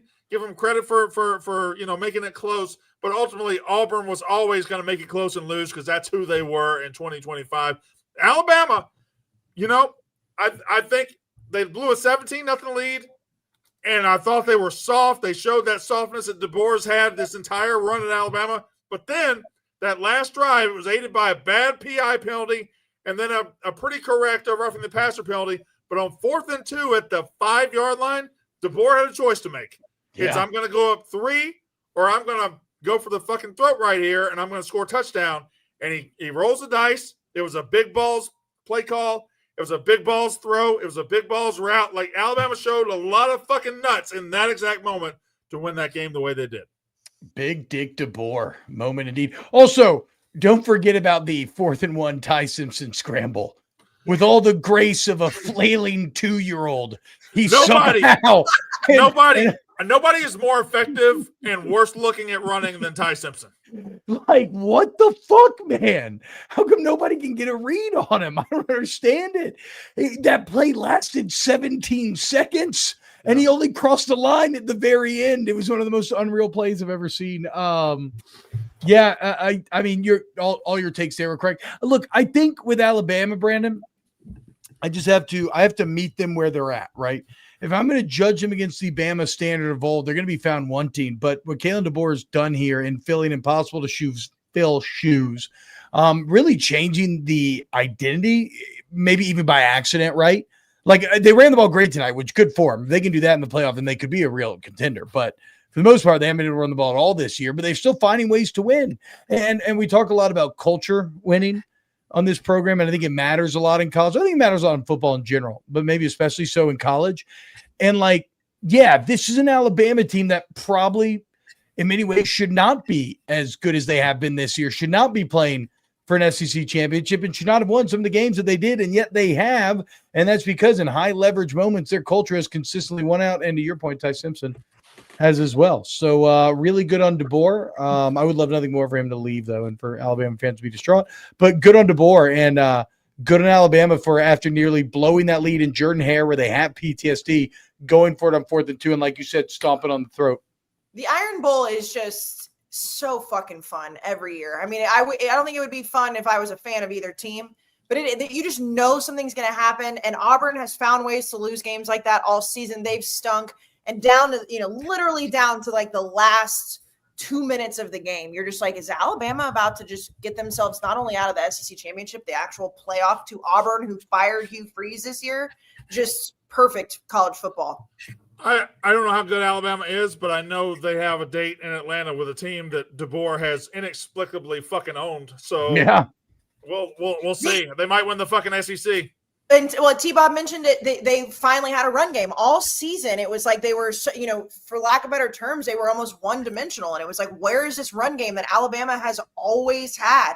And they don't look tough, and they don't. And I understand Auburn is who they are, but at the same time, like they could run the ball tonight. So maybe that's going to carry into the playoff. I don't know, but I mean, Georgia, we didn't talk Georgia Tech at all. I guess it doesn't really matter because they ended up winning that game. But like that was a game too. That was a lot closer than people probably thought it would. That game's been close 3 years in a row. Like we got to accept that Brent Keyes just got a good beat on Georgia. Well, I mean, a lot of these rivalry games, it's just I don't really get into like Cal Duke. I agree. Yeah. All right, you got how many more? I'm sorry. Fuck, I fucked up the joke. Cal is God damn it. Fuck. What did he say? He's just being T-Bob. I fucked up my joke. I'm mad at myself. Talk about porkrinds.com.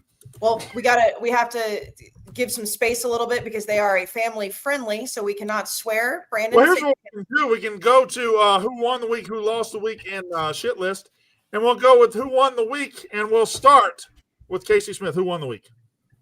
Oh, I'm going to talk about pork rinds. Porkrinds.com, the nation's premier. Wait, is that what you were trying to do? No, I was just going to say we would do who won the week, and then we can do the ad. This is all my fault, guys. I crashed the car. What the hell's going on out there? I apologize. I honestly thought you were setting me up to do the ad. Now I'm going to do the ad. Now I'm going to do the ad. 24 deviled eggs yesterday, guys. 24, 2 days ago now.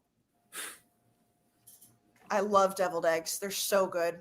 They're just so delicious. Porkrinds.com, the nation's premier hub for pork rind lovers everywhere. It's bringing its back its Crunch Time Hero of the Week campaign. I've been seeing it floating around Instagram, which is very cool. The players get these big, gigantic boxes and boxes of all the pork rinds, which we love the spicy dill. Brandon and I used to just house the spicy dill. They've got the sweet barbecue. They've got them all. But each week, one player with a standout player, a key tackle, will be named the Crunch Time Hero of the Week, and they post it on Instagram. And again, it's not just crowning somebody. It's not just getting the pork rinds. Every single share of their post equals $1 donation to the Archer Foundation, which is a nonprofit dedicated to helping families who are dealing with DIPG, DMG, pediatric brain cancer. The weekly winner with the most shares will receive the crunchiest accolade in all of college football. Fans can learn about the campaign and share their heroes posts on Instagram at porkrinds.com on Instagram. So your share counts. Again, visit at porkrinds.com on Instagram and share your weekly Crunch Time Hero. Each share is $1 donation to fight pediatric brain cancer. Also, just shout out Pork Rinds. They've been a friend of the program for a minute. They are delicious. They got a lot of protein. They're healthy. They're delicious. We love pork rinds. T-Bob A. Bear, who won the week? I mean, I want to stop right there. Hold on. Big Ed won the week. Oh, shit. There he is, guys. Yeah. Our boy made it.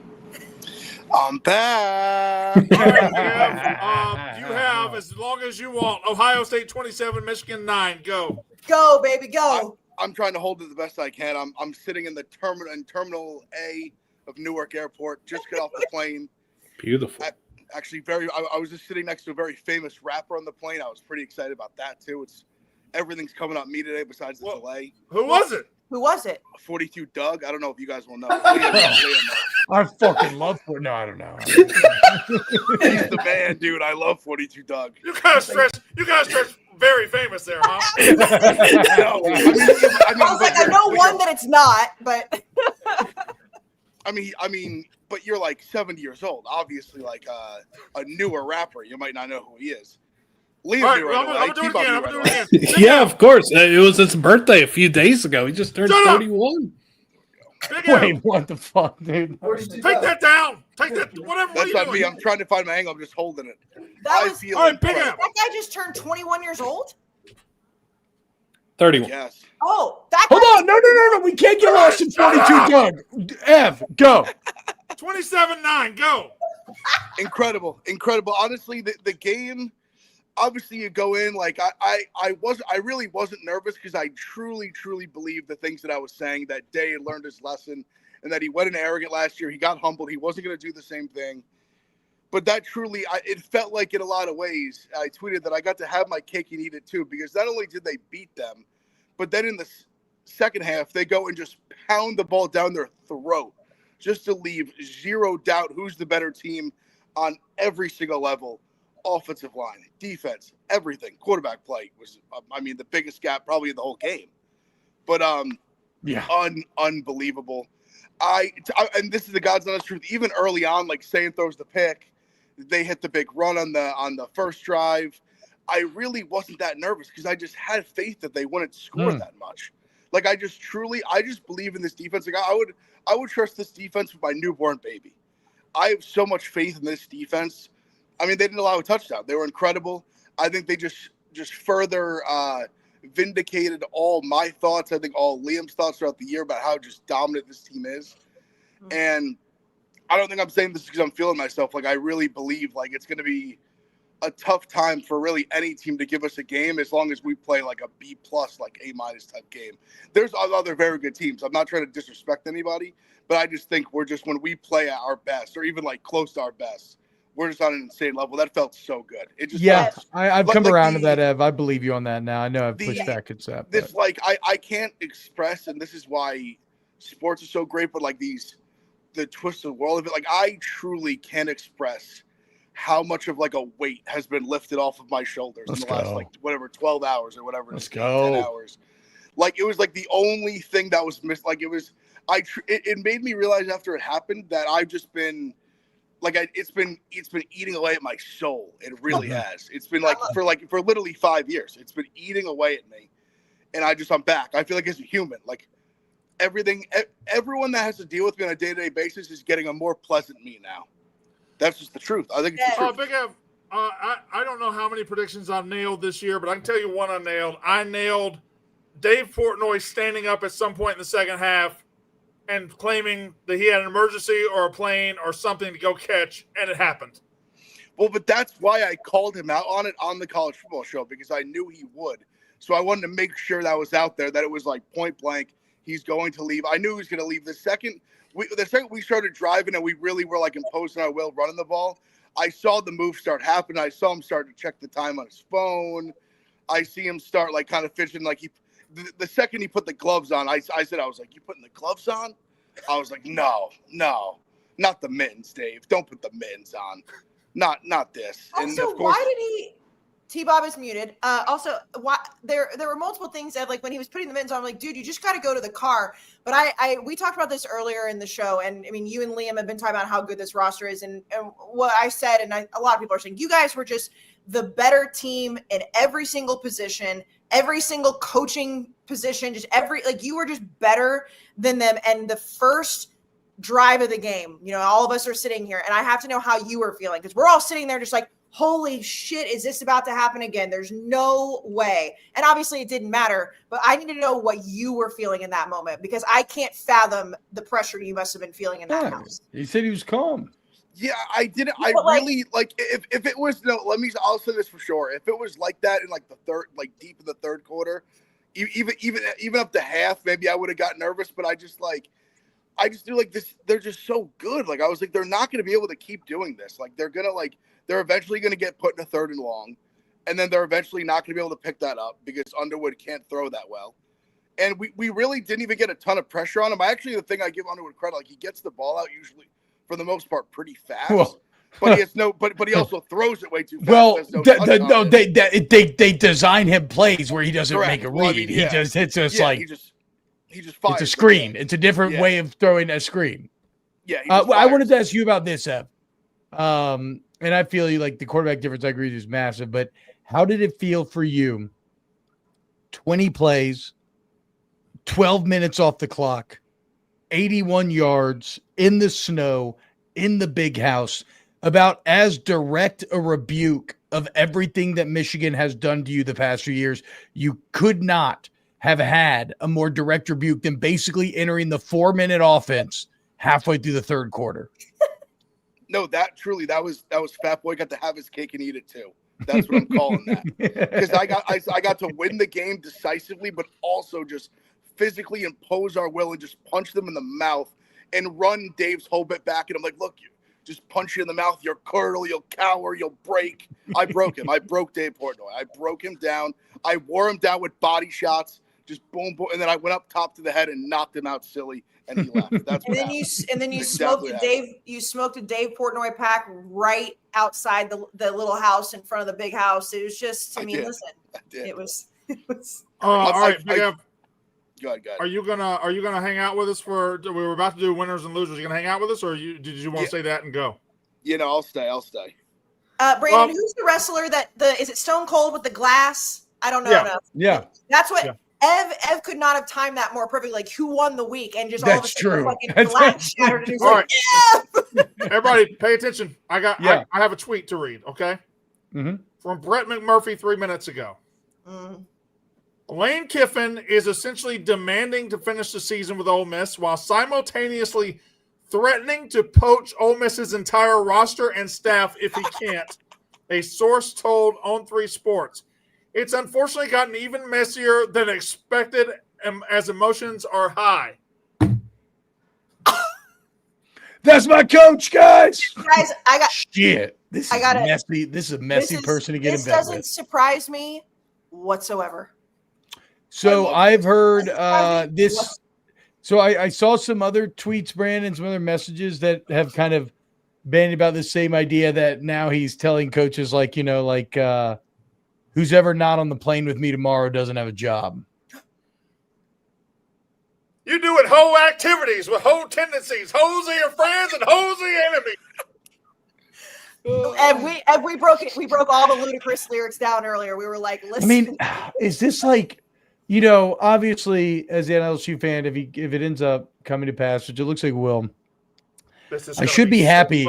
But I've seen a million movies where like you accept the traitor into your midst, and then kind of like the hoe and the housewife thing. Honestly, right? It's a dirty business, and you got to get in bed with dirty people to win. And this, it's true. But it's also a tale as old as time. If he'll do it to them, he'll do it to you. All right, T-Bob. No, not T-Bob. Big Ev. Why? Because he's here now. No. Big Ev, I'm going to ask you a question. Fat boy, who won the week? Fat boy won the week. It's a good day in the Big Ev business. It's a good day in the Buckeye business. It was always Ohio State. This little blip on the radar they had. And the thing that's even better about it is like that win last year, it got them to parade around with this fallacy that they were something that they weren't, that they're this premier program, but yet they can't make a 12-team playoff. Isn't that crazy? They talk about how they have the most wins in college football history because they all are pre-1942, and they're this amazing. They can't make a 12-team playoff. They can't even sniff it. They can't sniff it. And that's the beauty of this whole thing, is that not only do you get to win and do you get to vindicate yourself, and you get to rid them of the field just cleansed. As a Buckeye, it's cleansed and Schroen. This extend Ryan Day is like I extend Schroen more. That guy's a fucking dipshit. That guy, like, they will never win anything serious with that guy as their head coach. If they are serious at all about their football program, he won't coach another game for the Wolverines. He probably will because they're stupid and they'll settle. But no, it's incredible, and I truly believe this. I've said this to. I'm pretty sure I've said this to Liam, and I want this, and it's coming to fruition now. I want Michigan fans to wake up in like 5-10 years. And I want them to think about the 2024 game. And I want them to be like, oh, my God, that's actually the worst thing that ever happened to us because they created a monster in that game. Yep. They created Frankenstein. They gave like the final Infinity Stone of Ryan Day. That was like the final piece that he needed to become like the all-time great college football coach. That was the last humbling moment he needed. And now we are going to run through the college football world over and over and over again, as this is mark my words, as this is the beginning of like a Nick Saban type run over the next decade. He's a young man. The team is only getting better. Look at the way they're recruiting. Look at the way we're flipping recruits right now. All the talent we're bringing in, the way we're developing talent. I don't know how long we're going to be able to keep Brian Hartline around because I think he's been a huge piece of this puzzle as well, and I want to give him his due and his credit. And I have to imagine teams are beating out the door to give him a job at some point. I even could see him being a candidate for the Penn State job. And He's been so good to us. I wouldn't fault him. That'd be an amazing opportunity. And then even just what Matt Patricia's done, obviously, is ridiculous. Like everyone's talking about how we have these two great coordinators, Chip Kelly and Jim Knowles. They're both. I mean, Knowles is atrocious. Look at Penn State's defense; they're a joke. Chip Kelly's already been fired, or has been lasted 1 year in his new job. And look at this. I mean, I'm a winner. Ryan Day's a winner. Buckeye fans are winners. The team, of course, are winners. Obviously, they're the winners. They're the straw that stirs the drink. Yeah, a great day. It's a great day. T-Bob, who won the week? So in Game of Thrones, Brandon, if you want to be a priest of the drowned god, they drown you and bring you back to life because what is dead may never die. That was basically Ryan Day in the 2024 game. Yep. He had to get fully dead and have his heart restarted, and now he's a walking revenge zombie. And I said it earlier, I agree with you, dynastic is the feeling they've had all season long. Who won the day? I mean, Big Ev, but I would say, maybe me, maybe getting Lane Kiffin, getting the hottest hoe in town. I mean, feels pretty damn good, dude. Feels pretty damn good right now. If it happens, and I think it will. So yeah, I won the day. Kayce, who won the week? I mean, it's Ohio State. It's Ev. I'm going to double down on that. I mean, Oklahoma is definitely in that conversation as well. We broke all that down earlier, and it's, they're going to be in the playoff. But Ohio State with, what happened last year and, Lord willing, and it's just watching the way that team bounced back from losing to their rival. But it's everybody associated with Ohio State. I mean, you watch Big Noon Kickoff for 3 hours today, and you see all the Michigan fans out there just booing Urban, and Urban has to sit there and be like, yeah, we haven't won since 2019, and then there's a COVID year, and all. I swear to God, every segment on Big Noon Kickoff, they were like, 2000, whatever, however many days it was, and it was just like that was the narrative going in, and it's crazy to me because I'm sitting here and I'm just like, they won the national championship last year. I would do horrible, disgusting, filthy things to win a national championship, but they have to sit here on this, on this stage and just hear about losing this team, and you've got Dave in a maybe women's jacket, I don't know, talking about how it's the easiest game on the schedule, just everything that maybe it was cinched around the waist, maybe, whatever it may be. But no, I mean, it's Ohio State as a whole because it really is like just, like a black stain for whatever reason, with the rivalry game last year. It's like you guys completely lifted that after, when we did the podcast after the national championship last year when we were all in Chicago. And it was like 2 a.m. And I was like, this completely lifts the narrative of Ryan Day was born on third base. We can't say that anymore. He won a national title. Now there's nothing you can say about this team. There's nothing you can say about this coach. And, if you're an Ohio State fan, you're happy. But I bet Ryan Day's having a fucking night. If he didn't have his nipples pierced already, that man probably is getting his nipples pierced. Smart. He's doing some shit tonight. Also, Liam won the day. I meant to say that. And I completely spaced because Duke is in the AC championship and he got his coach. Blutman, who won the week? Oh, Brandon, so many winners.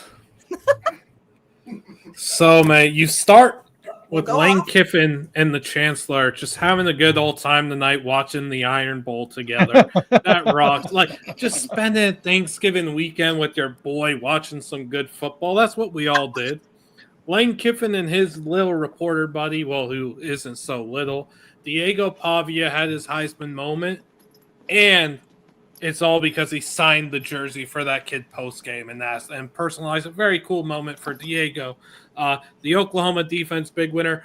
Dante Moore, ever since the pick six against Indiana, every time Oregon has needed a big-time throw, Dante Moore has made the big-time throw. Bruce the Buckeye, we haven't even talked about him. He is maybe the MVP of the game. How have we not talked about Bruce the Buckeye? Dotting the I, Xing out the M. What a performance from Brutus. Miami makes a statement. Malachi Toney, baby Jesus, what a freak. Texas Arch & Company. Brent Brennan in Arizona. Brandon, family. Jason X, elite coaching job at New Mexico. We're waiting to see if they're in the Mountain West Championship game or not, but what a season for them. 70 new players, 70-plus new players. Jason X did arguably the best job of any coach this season. Stanford's hiring Tavita Pritchard, quarterback who beat USC when he was at Stanford when they were 41-point dogs. played with Andrew Luck at Stanford. I think that's a really cool dynamic. Head coach, GM who played with one another in the same quarterback room. And then Yale. They let the Ivy League into the playoffs. Yale's down 42-14 with 3 minutes left in the third quarter at Youngstown State. Yale wins 43-42. What a win for Yale. What a win for the Ivy League. That's grown man football. Look at Brandon's Nerd Nation.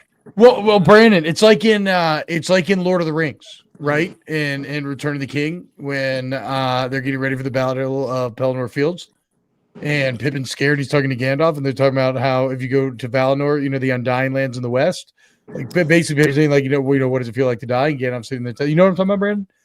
Why aren't you? Brandon you seem like you don't. You seem like you don't know what I'm talking about.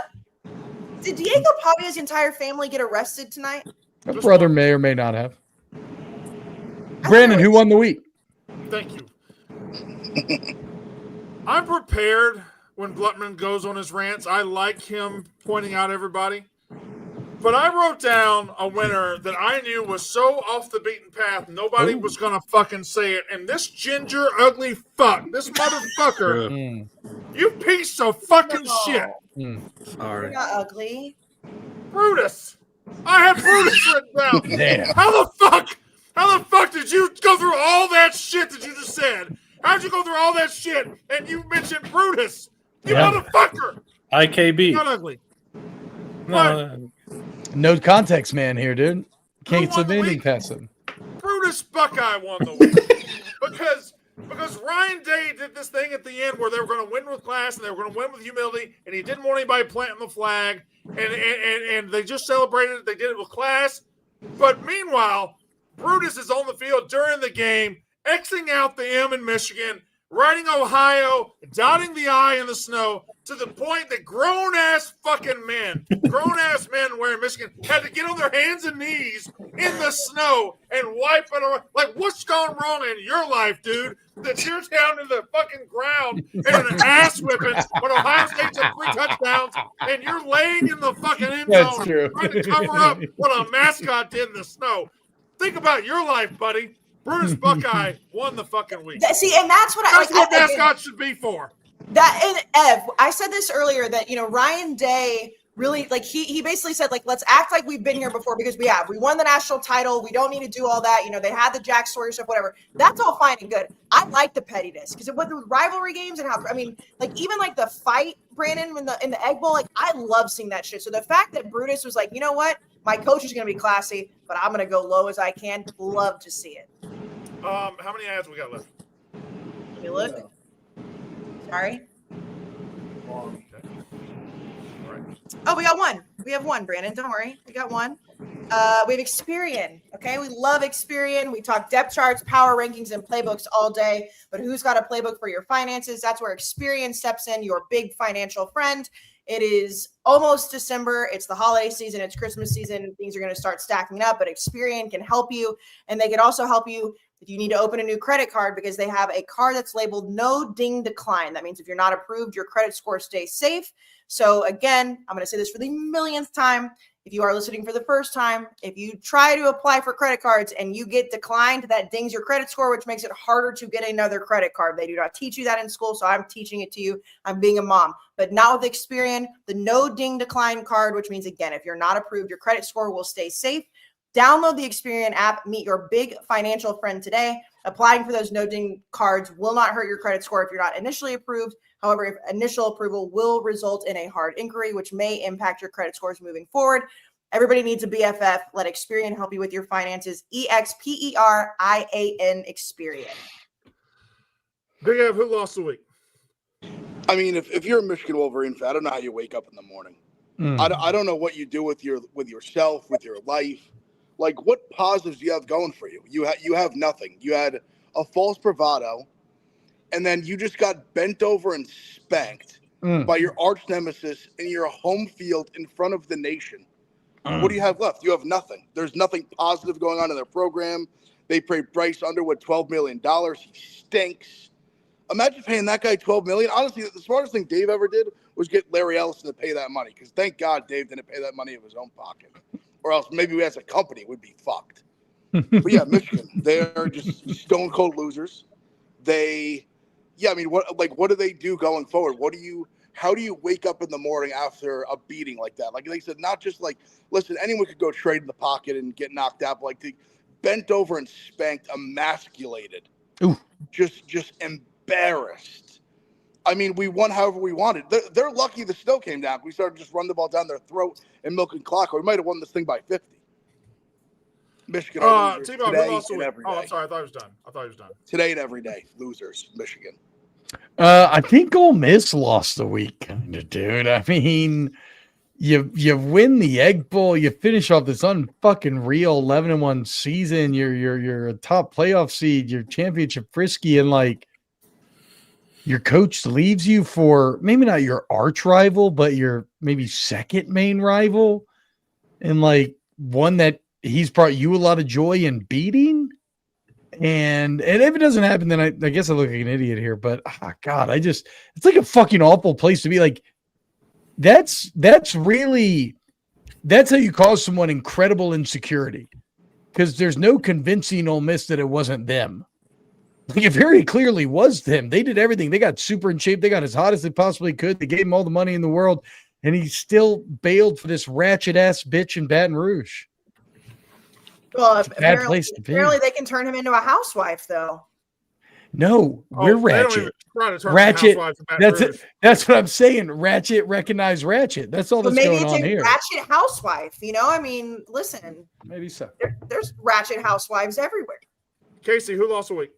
Well, I hate to do this. I really do. And again, if this was 24 hours ago, I would have probably said it in a much less eloquent way. Let me preface this by saying congratulations to the Texas Longhorns. You did beat us. Congratulations. That's amazing. It's going to hurt really bad for a while. There's no doubt. You never want to lose to your arch rival. You're not making the fucking playoffs. You can stop crying, stop begging, stop campaigning. I don't care that you lost to Ohio State. If you're going to schedule somebody in non-conference, beat them. I don't know. Go to South Bend and beat Notre Dame. You cannot lose to 4-8 Florida and then cry that you're not in the playoff. So congratulations. You won in Austin. You have to sit at home and watch A&M in the playoff. You lost the weekend as a whole. You won the game. Congratulations. And I know Ev has gone through it, and I get that. And I'm not saying that A&M is going to win the national title. What I am saying is if you have to beg the playoff committee, beg for a spot when you were the number one team going into the season, and you're now sitting at home begging while you have to pretend that you did something in Austin, you didn't do shit. You got to win. Congratulations. Enjoy it while we're in the playoff and you're sitting at home. Thank you very much. All time spin zone. Yeah, that's. Ooh. Am I wrong? But am I wrong? No, this is a case of you got to play the hand you're dealt. I've been there. You can only play the cards that you have in front of you. Well said. Like I said, if this was last night, I would have been sitting here saying, like, this is the worst loss of all time. And again, I'm still very upset. I pouted all day today. I legitimately was like, I'm not even going to get on social media. I can't even do it. It hurts. It hurts so bad. But then I've watched Ev deal with it. Again, I'm not comparing A&M and Ohio State. I've watched it. You have to spin zone it a little bit. It stinks that A&M's not going to Atlanta. I don't know. Marcel Reed's going to get some rest. The boys are going to get some rest. Hey, Texas, congratulations. You beat us. You're still not going to the fucking playoff. Sorry. Don't lose to Florida. This is risky doing it, Liam. I love you like a brother. Who lost the week? So the Pac-2 co-champions, Washington State and Oregon State, are co-champions of a two-team conference. We can't have a conference championship game, the two best words in sports, game 3. We can't do it. We can't cook that up. Kentucky, massive loser, 41-0 Louisville. Stuck with Mark Stoops. Really? Make a move. Goodness. Diego Pavia's brother, Javier, was arrested for the second time this season. Second game? Second time this season, Javier has been arrested. The Oklahoma offense. Okay. Sharon Moore, as we mentioned, if he was on the open market, if he was a head coach looking for a job right now, what is the best job he would get? It sure ain't Michigan. It sure ain't a Power 4 team. It might be a MAC team. And that's the head coach of the mighty Michigan Wolverines. Best of luck to you guys. The Michigan, we didn't even talk about headbutting the ref. What a moment that was. What a moment. Florida State, already having announced like 2-3 weeks ago that they're holding on to Mike Norvell, who just lost 40-21 to this version of Florida. Yes, they're not coached by Billy Napier today. This was a terrible, terrible Florida team who had talent. Yes, I get it. It's more about Florida State. It's more about the fact that this team went 2-10 last year, 5-7 this year, and they're instilling so much confidence in Mike Norvell. This is the new normal at Florida State. The anomaly was the 13-win season. Georgia Tech's a big loser. It's not on the field. It's taken $8 million profit to sell out your rivalry with Georgia. The selling it to Mercedes-Benz and then Mercedes-Benz Stadium just dunking on you all night on their Twitter account. What a pathetic look. Congrats on the $8 million. Probably won't do anything. I like Georgia Tech. I'm rooting for you guys. Selling out, I hate it. I don't like it. I miss what this sport used to be. Jacob Rodriguez stat padding backfires. He threw an interception today. Nobody wanted to tweet about it. Nobody wanted to put it out there. I respect the grind. If you're going to have a low light, you have to put it out there. Ryan Williams has to be gone from Alabama. We didn't even mention his name because he didn't have a catch today. Ryan Williams regressed this season. He was looked at as a top 2 receiver in the sport. Many said he's better than Jeremiah Smith. They're wrong in the moment. They're certainly wrong now. Is he a top 20 receiver in the sport? Great question. Where does he go from here? And then Marty Smith. Marty Smith was trapped in Ole Miss's facility for what, 14, 15 hours today? The poor man's still there. He can't sleep. Oh my God, dude. He's never going to escape. Instant meme. Liam, you can say things about A&M if you want. No, I still think the same of them. Okay. Brandon, who lost the week? Well, I have 2, and unfortunately, it looks like one of them may be me. My Brandon Walker guarantee that Lane Kiffin will stay on. Yeah, big loser. Yeah, big loser. I'm not going to be able to sleep tonight, and we'll find out in the morning. But it's my credibility as a college football guy, and really means a lot to me. And I hope I don't have to live in a world where I have to be wrong about this. But anyway, I'm tweeting freezing cold takes right now to make sure he's on. No, that motherfucker lives in my backyard. Anyway, so 9 a.m. I assume local time, Mississippi local time, is when the meeting's going to happen. Brandon, when? If you're a player, why would you go to that meeting? Because you gotta get recruited to your next school. Send the Zoom link, bro. The meeting is, you guys are coming with me on this plane right now. All right, my real loser, and Liam mentioned it briefly, but it's a rivalry loss. It's kind of going under the radar today because the game didn't matter. But like, if there's a sadder group of fans in the world right now, in college football world, than Kentucky fans, they had 140 yards of total offense and a 41-0 loss against Louisville today. And Kentucky showed a little life in the back half of the season, and it all got flushed down the toilet today. And one of the worst losses you'll ever see. And they had to realize, and then Mark Stoops is basically like gloating that they're not going to fire me after the game. And they're stuck with Mark Stoops. They don't want Mark Stoops. And they're stuck with the guy who just won a rivalry game 41-0 and stuck his thumb in their eye saying, you're stuck with me. That sucks for Kentucky. Kentucky, a good fan base, deserves better than what Mark Stoops is giving them right now. And I think that loss kind of went under the radar, but my God, awful stuff out of Kentucky. Anyway, does everybody have a shit list? T-Bob, you probably have a hit list, but Big Ev, I know you got something for me. Give it to me. See, to be honest, Brennan, it's a beautiful day. The sun's going to come out tomorrow. The birds are chirping. They're singing. It's beautiful. Everything's great. My family's happy and healthy. Everything's fantastic. It's great. I don't have a shit. How could I have a shit list after a day like today? How could I shit on anything? Honestly, I'll take this time to say, I'll say another loser that didn't get mentioned. I'm sure you guys, I have to imagine you guys talked about it earlier, but just no one mentioned, so I have to say it. It's fucking Pitt. Holy shit.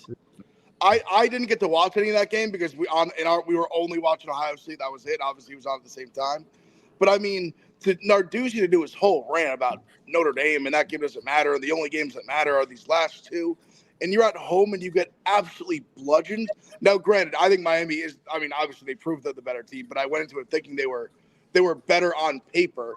But I thought this was going to be a classic, like kind of Miami choke spot where they go on the road. They know they have everything there. They have to win it to even like stay alive, and they get thumped. So Pitt is a big loser. So I guess they're on my shit list. Pitt stinks. I'm gonna go ahead and do my shit list here then. I thought, Ohio State winning comfortably kind of set themselves in a good path. I thought Michigan acted like complete assholes in the loss. The imagery of Ohio State celebrating with their fans in the end zone as Michigan's players stood on the M at the middle of the field trying to play defense against an attack that never came and wasn't coming. Ohio State got their win, shook each other's hands, and was fine just getting off the field. And Michigan, because they did that last year and planted the flag and all that, they're going to stand on their M. They stood on a field where they showed zero fight all day. The line of scrimmage and the coaching staff, they showed zero fight. And at the end, they all want to stand on the M and act like they're protecting their house, protecting their home turf, when Ohio State had nothing to do with it. It was a pathetic display from a team that has bad leadership and is just lost. And Big Al said it perfectly. That win last year is the worst thing that has ever happened to Michigan because it tricked them into thinking their coach was good and tricked them into thinking Ohio State was bad. And everything has changed since then. T-Bob, do you have a hit list or shit list? So real quick, you said Big Ed said it perfectly, Brandon, but of course that they did not create Frankenstein. They create Frankenstein's monster because Frankenstein is the Dr. Frankenstein. So they didn't create it was Frankenstein. I just wanted a point of clarity. Hit list. Hit list. that excellent sound work is Brandon hitting himself in the head with a trash can. Hit list, Oklahoma. Because I wanted to mention this and I forgot to. The fact that I thought they were as dead could be before the year, and now we look up and they're 10-2. Shout out my guy Jim Nagy, shout out Oklahoma, shout out Venables, proving us all wrong. And then Brandon, I'm sorry, I was looking at Pete Thamel tweets when you were doing the Mark Stoops thing because he's my shit list. Did you talk about the quote after the game? Mark Stoops' quote? 0% chance that I walk. Yeah, I mean, that's just fucking crazy. Also, I call him Mark Poops, so of course he's on my shit list. That's it. Kayce. Oh, I got a shit list. Oh, look at her face. There was so much attitude in that face. Well, always. It is the security guard, and I will give him some credit if he is a police officer, at the DKR press room at Texas Stadium. Okay.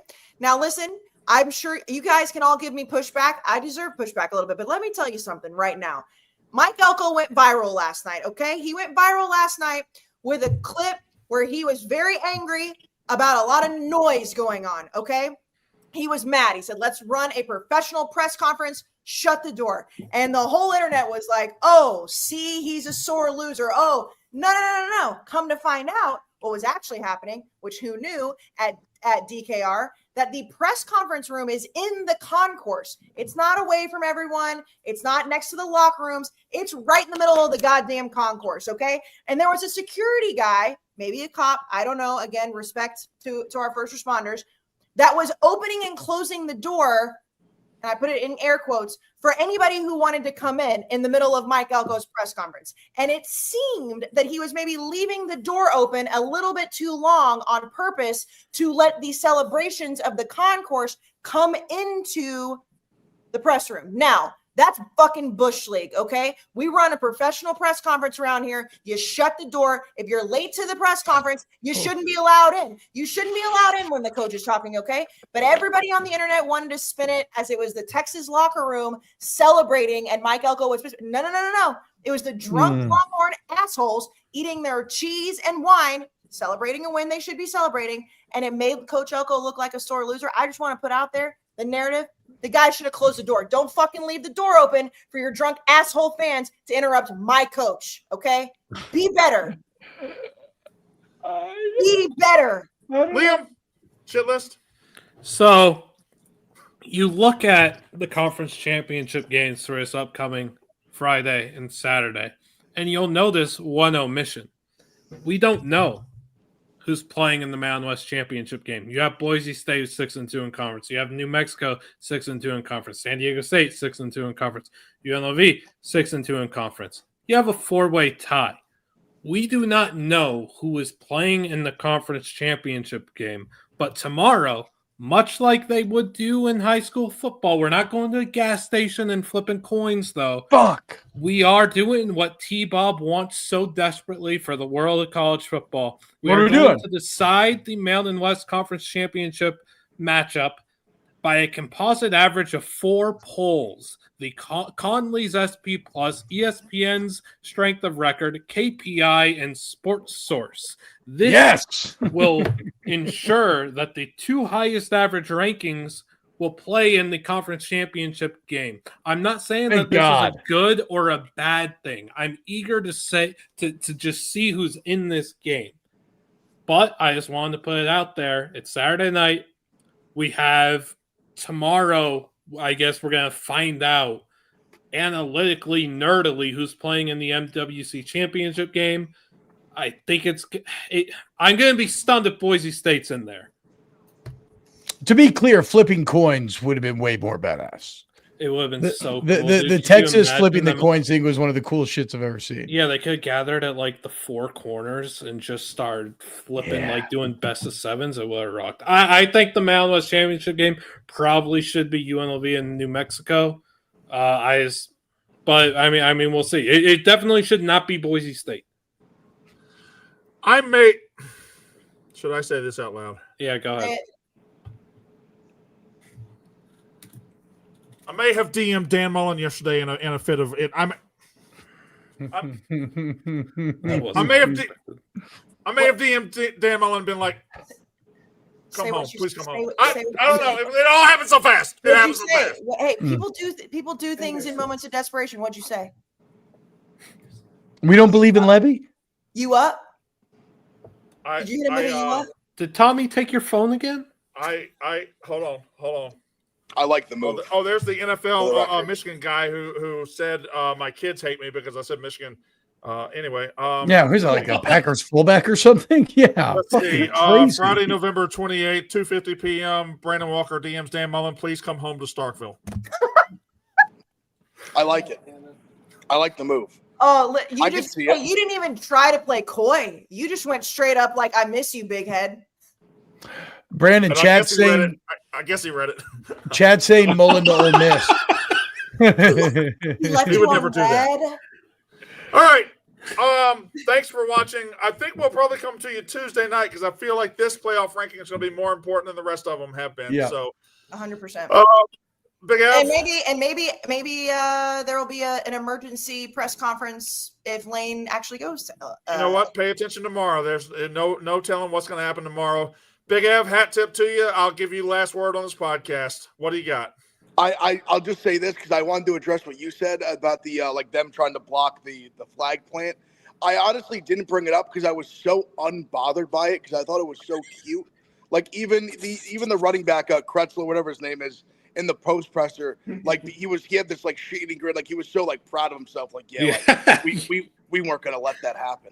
I was like, guy, we did whatever we wanted on the field. If we wanted to kick your ass and go plant the flag, we would have done it. The same way that we ran the ball down your throat, we would have done it. It was just adorable for him to have that mindset. I was like, we just beat you up. Like if we wanted to go plant the flag, we would have went and plant the flag.